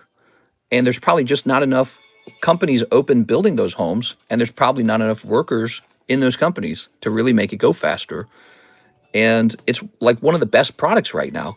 One of the best products in the whole country is real estate. Everyone wants it. Everyone's demanding it. Everyone wants cheaper, better, faster, newer, prettier, better design, more efficiently built, cheaper built, maybe smaller, maybe larger, maybe custom built, like for rich people. So there's a demand for homes that's like crazy right now, and it's not going anywhere. And yet, where are the schools teaching people to build homes? We don't have them. So it's weird. It's like a significant mismatch. Everyone ends up getting like an education that they can't use to make money with. And then because they're out of ideas, they just apply to work at like Starbucks. They're like, well, I can always go to Starbucks. And then they think that the trick to building wealth is to force Starbucks to pay you $100 an hour. No, dude, you got to get out of Starbucks. The problem is you're at Starbucks. That's the, autograph. Here it is. So that's the way I see it, okay? And I try to, oh, what? Woo, that's a good pull. Look at that. Wolverine out of 39. Beautiful. Beautiful. Look at that. Out of 39. All right. This is an autographed card of Wolverine from Marvel Chrome 2024. That's strange. The autograph just says Wolverine. Is that how it works? All right. Beautiful. Very nice. Well, Mr. Damien, you must be happy for stopping by. You should have stopped by sooner, man. We got so many cards on the menu all the time, guys. There it goes. All right. Well, I would think that this warrants probably 2 spots in the bounty. What do you guys think? Cornreel says 10,000. Best card I've ever seen. If you want my contact number to send my address, I will give you a go. What? That's okay, Mr. Rockstar. Don't send me that number. I don't know if your parents would like that, okay? Don't send me your number. Just keep that private, okay? B-Red says, I have carpentry, electrician, plumbing, roofing, tile, flooring, etc. And right now I make a comfortable living as an automotive technician. Okay, that's the way to be, man. Trades make out the ass and so much demand right now. There's so much demand. Yeah, you're right. Just being able to do these jobs that are critical for infrastructure, like you're building the country. It's actually really significant. And then you got all these other people who went to school and read books about how to read more books. And it's like, what do they even do, No, but there's a lot of, obviously, a lot of those jobs are important too. But I think that society has sort of made it seem as if only one kind of job is important, and that is the academic job. And I think that that's actually a significant mistake. I think there's a lot of small businesses that are just waiting to be made right now. Like there was a food truck that opened out here in Camdenton, Missouri, where I live. And it's just a small Japanese sushi steakhouse food truck. and they just park their food truck in an empty parking lot of an old building, and they get this huge line for food every single day. They just came out of the blue, Japanese steakhouse. They just make fried rice with the steak, really easy, and they sell that for like $25 out of a food truck. I mean, if you came over, I show you, and they get this endless line of work because there was no Japanese steakhouse out here, and so they analyzed the area and said, hey, what's missing? Japanese food truck. Now they're making so much money, and it's just a group of Mexican guys who own a food trailer. Good for them. They're going to be millionaires. That's such a smart move. And, you know, if they take that money and they invest it, they roll it over into a proper building, they can really start going forward on a full-fledged restaurant. And they, oh, man, another good card. You ready? So what do we got? We got a blue out of 150 husk. I'm a husk. So where do you go to school to learn that? Where do you go to school to learn that you need to open up a Japanese steakhouse in middle of nowhere, Missouri? Where do you go there? Where do you go to figure that out? It just doesn't exist. And so people have to let go of this notion that the good ideas are in some sort of school book. Here's a clue. If it's in your school book, it's already 10 years old. This information is already obsolete information. All of the ideas that make tons of money, they're secret. Nobody shares those ideas. You have to like figure them out almost. And if it's in your school book, that is information that everybody reads, which makes it obsolete information, you know? Unless you're like getting a really technical skilled job like nurse, anesthesiologist, lawyer, you know, jobs that require certification, like proof that you're smart. But if it's other kinds of education that doesn't require certification, you might just be reading a book about reading books so that later you can read more books, and there's no effing way to make money doing that. So this is a subject I'm very passionate about because I want to help people get out of Starbucks. I really do. And I don't think raising the minimum wage will save them. Like I said, the price of everything around them will inflate and the balance will return so that no matter how much money you pay somebody to make coffee, that job will never be valuable because you're making coffee. And that's the real problem. That's deep down, that's the root of the problem. And it's always better to hit the roots rather than the leaves. The root problem is you're making coffee. You need to get out of that and go do something valuable. There you go. Ooh, husk. Yeah, these guys assembled a Japanese steakhouse food truck, and I swear to God, they're going to be millionaires in no time. They get so much work. They must be making thousands of dollars a day, every single day.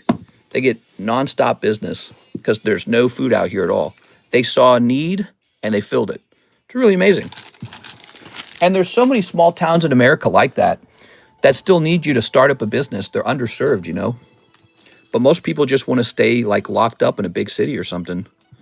It is. And there's opportunities in the city too. All right. Wow. Not a bad round. Still 5 packs left in that box. There might be another good card in there. We got this beautiful Wolverine out of 39. And Husk. Oh, yeah. Did we open this one? We opened this one, right? Yeah, we opened this one.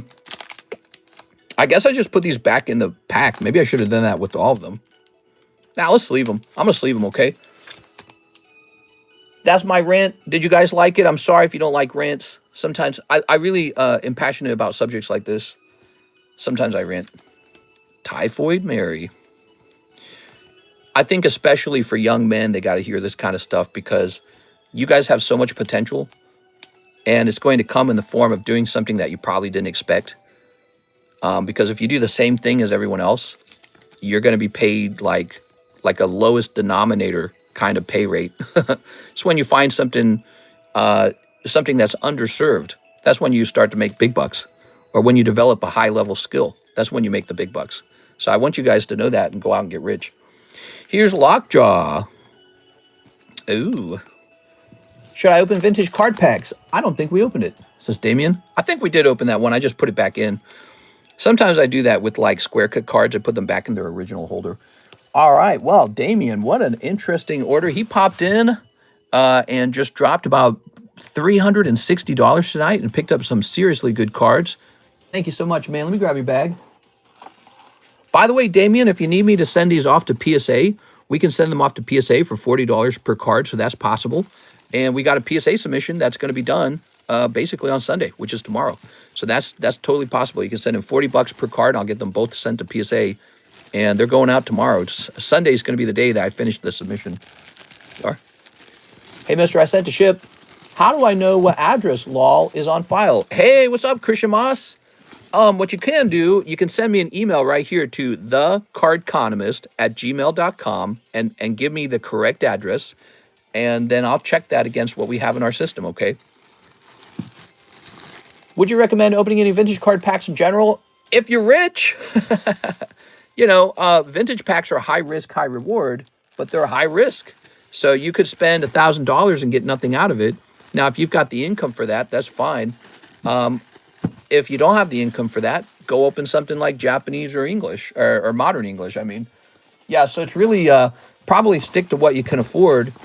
And if you want to open the big vintage stuff, save up for it or try to get yourself into a higher paying job. And then you can mess around with gambling on high-end, vintage packs. Even I don't open that much vintage. It's so expensive these days. There's some millionaire out there opening it up all day long. Eighth Adrift. That gun phone is dead. I missed a minute or two. I'm sure NASCAR F1 and stuff would be fun too. You had to poop so bad that when you tried to move, you couldn't because if you did, your body's trying to poop it out. That's a pretty poopy situation. I hope you don't move too fast. I love my job. So many people don't want to work with elderly. Everyone hears how bad. That's a good job. Yeah, working with the elderly. They just expanded a humongous retirement center out here. So again, this is kind of a small town in Missouri, not exactly a big, rich state. Missouri's kind of a small town kind of vibe anyways. And what do they invest in? Well, they invested in a giant elderly care home out here. And so you can see what's in demand. And so if you're a guy who wants to get rich and invest money, why don't you invest in an elderly care business? That could potentially make you like $12 million. I just heard about a guy in was it like Los Angeles? He just sold his nursing care business for $12.5 million and retired at the age of 28. That's possible to do. It's rare, but it's possible. And you have to how was he able to do that? Well, his brain had stuff in it that your brain doesn't. He just had stuff in his brain that you didn't have. So it just unlocked all that for him. And so it's weird. How do you open up like a nursing business? Go figure that stuff out on your own as fast as you can. Because the truth is, most people will never tell you. It's like a secret. They don't even want you to know. No one wants you to know. Christian Moss says 2 Poke Shuffles and ready to ship to address blah, blah, blah. Oh, okay, good. So here we go, Mr. Christian Moss. Let's get you those 2 Poke Shuffles. Like when I was putting together the encapsulation machine, nobody was going to tell me how to do that. You think I could just ask PSA, hey, PSA, how do I become rich like you? They're not going to tell me. So nobody tells you that stuff. You have to go put it together somehow. Basically, I had to do a ton of research. I had to contact companies and start asking, the companies that sell the labels and the printers and the encapsulation machines. They had to educate me, and so it was tricky. I mean, it's just there's nowhere in school that teaches you how to do that. 2 cold Poke Shuffles, Mr. Christian Moss. Let's find your bag. There was no school that taught me how to do that, and so that's how I knew it was valuable. That's how I knew that knowledge is actually valuable, because nobody had written it down in a book yet. Once it's written down in a book and everyone can read about it, not as valuable. It's no longer a secret. Let's see. Now it's just anyone can do it. Christian Moss. If you want to go again, feel free, Mr. Christian Moss. I'll get your label made in the meantime. Ooh, that's expired as hell. Christian Garcia, that's super expired. Look at this bag. This is super expired. 823, 1023, 824. I mean, that's just like super, super expired. What did he leave behind? He must have left something nice behind, because I let this sit around forever. Yeah, it's an okay bag. It's not that crazy, actually. There's a couple hits in there. This has got to go, man. He was last here in 824 and still didn't ship. All right, I don't get it. Can get your CDL after you turn 18 and make a killing fast? Yeah, you can have a strategy like that. So your strategy can be like, I'm going to go get a license to work like a construction. There's crane operators. There's the backhoe operators. You get just a proper truck driving. All those things totally possible. And you just got to rush out and get it and realize the trick is to do that as fast as possible. And you just got to stand up and get to it right away. And not wait. Don't spend 5 years at Target.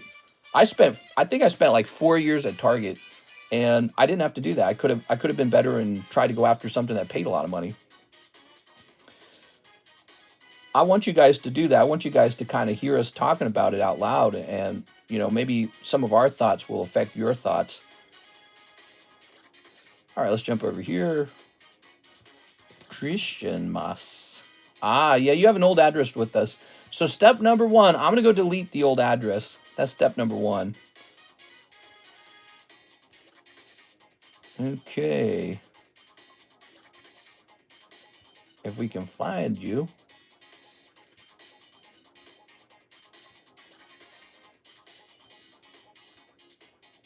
Come on now.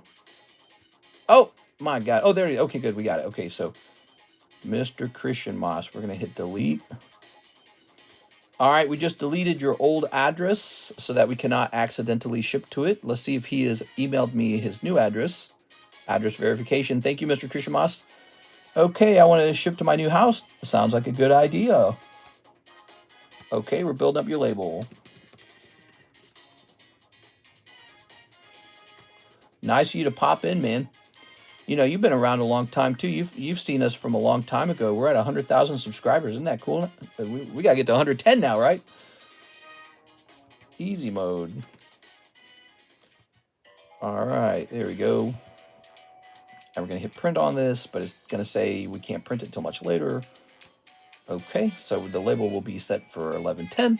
Now let's see what you guys are saying. So, let's see. That's an interesting thing. Is it possible? If it's popsicle, it's possible. Jared, I worked on cards, did hospitality. Hope we're all doing well. Hey, what's up, Wade? I think right now the quickest way to a 6-figure job is rig truck driving. That's an interesting thought. Let's see. How do you know if a slab is expired? If it sits in the box for a long time and then I don't recognize the name eventually, what I do is I bring it upstairs and I test the name out to see the last time they placed an order. If they placed an order longer than 1 year ago, I know that it's a year old and it's expired. Sometimes if it's a good slab, I don't care. I just leave it alone. But if it gets up to 2 years, it is out. I'm not waiting after 2 years. It's just too long. I don't know. Maybe they died in jail or something. Maybe they got in a car crash. Maybe they just don't care about it. Whatever it is, they didn't bother shipping. The majority of slabs that were abandoned were like old TCC slabs from when John was still grading and then John was let go. And so maybe that was like a bad memory or something. I don't know. But a lot of old TCC slabs got left behind, I noticed. I started noticing those come in. And then, you know, like another very oftenly abandoned slab is a slab that was gifted to people. People don't tend to ship slabs that were gifted to them, strangely enough. Maybe because it's I don't know. Maybe they just don't care. Like they don't have any skin in the game. Like they didn't lose anything. Mr. Gabriel, what's up, Gabriel? 3151. 3151 Journey to Crown Zenith 2. Okay, hold on. So you wrote this in a particular way. Hold on. Gabriel, you wrote this in a way that makes it tricky to read. 3151, and then you said Journey, and then you said 2, and then Crown Zenith, and then 2 Pokey Shuffles. I suspect you meant to tell me how many Journey packs you were supposed to get. Is that right? Hey, do you have some base set Pokemon cards with square corners? I wish I did. Well, I do. I do, actually. I have a Gyarados with square cut corners, and it's graded by PSA. It's an official error card, yes. I forgot about it. I don't know where it's at, but it's in my slab somewhere. Yes, I have a square cut. No, it's not a square cut. Oh, it's not a square cut. No. I'm remembering it wrong. It's a massively off-center Gyarados. That's what it is. It's very off-center base set Gyarados. It is an error card. It's not square cut. Gabriel, is he here? He says, no, sir, 151 Journey. Oh, the Chinese set. I forgot about it. You did it correct. My bad. I forgot. Journey Together is a set.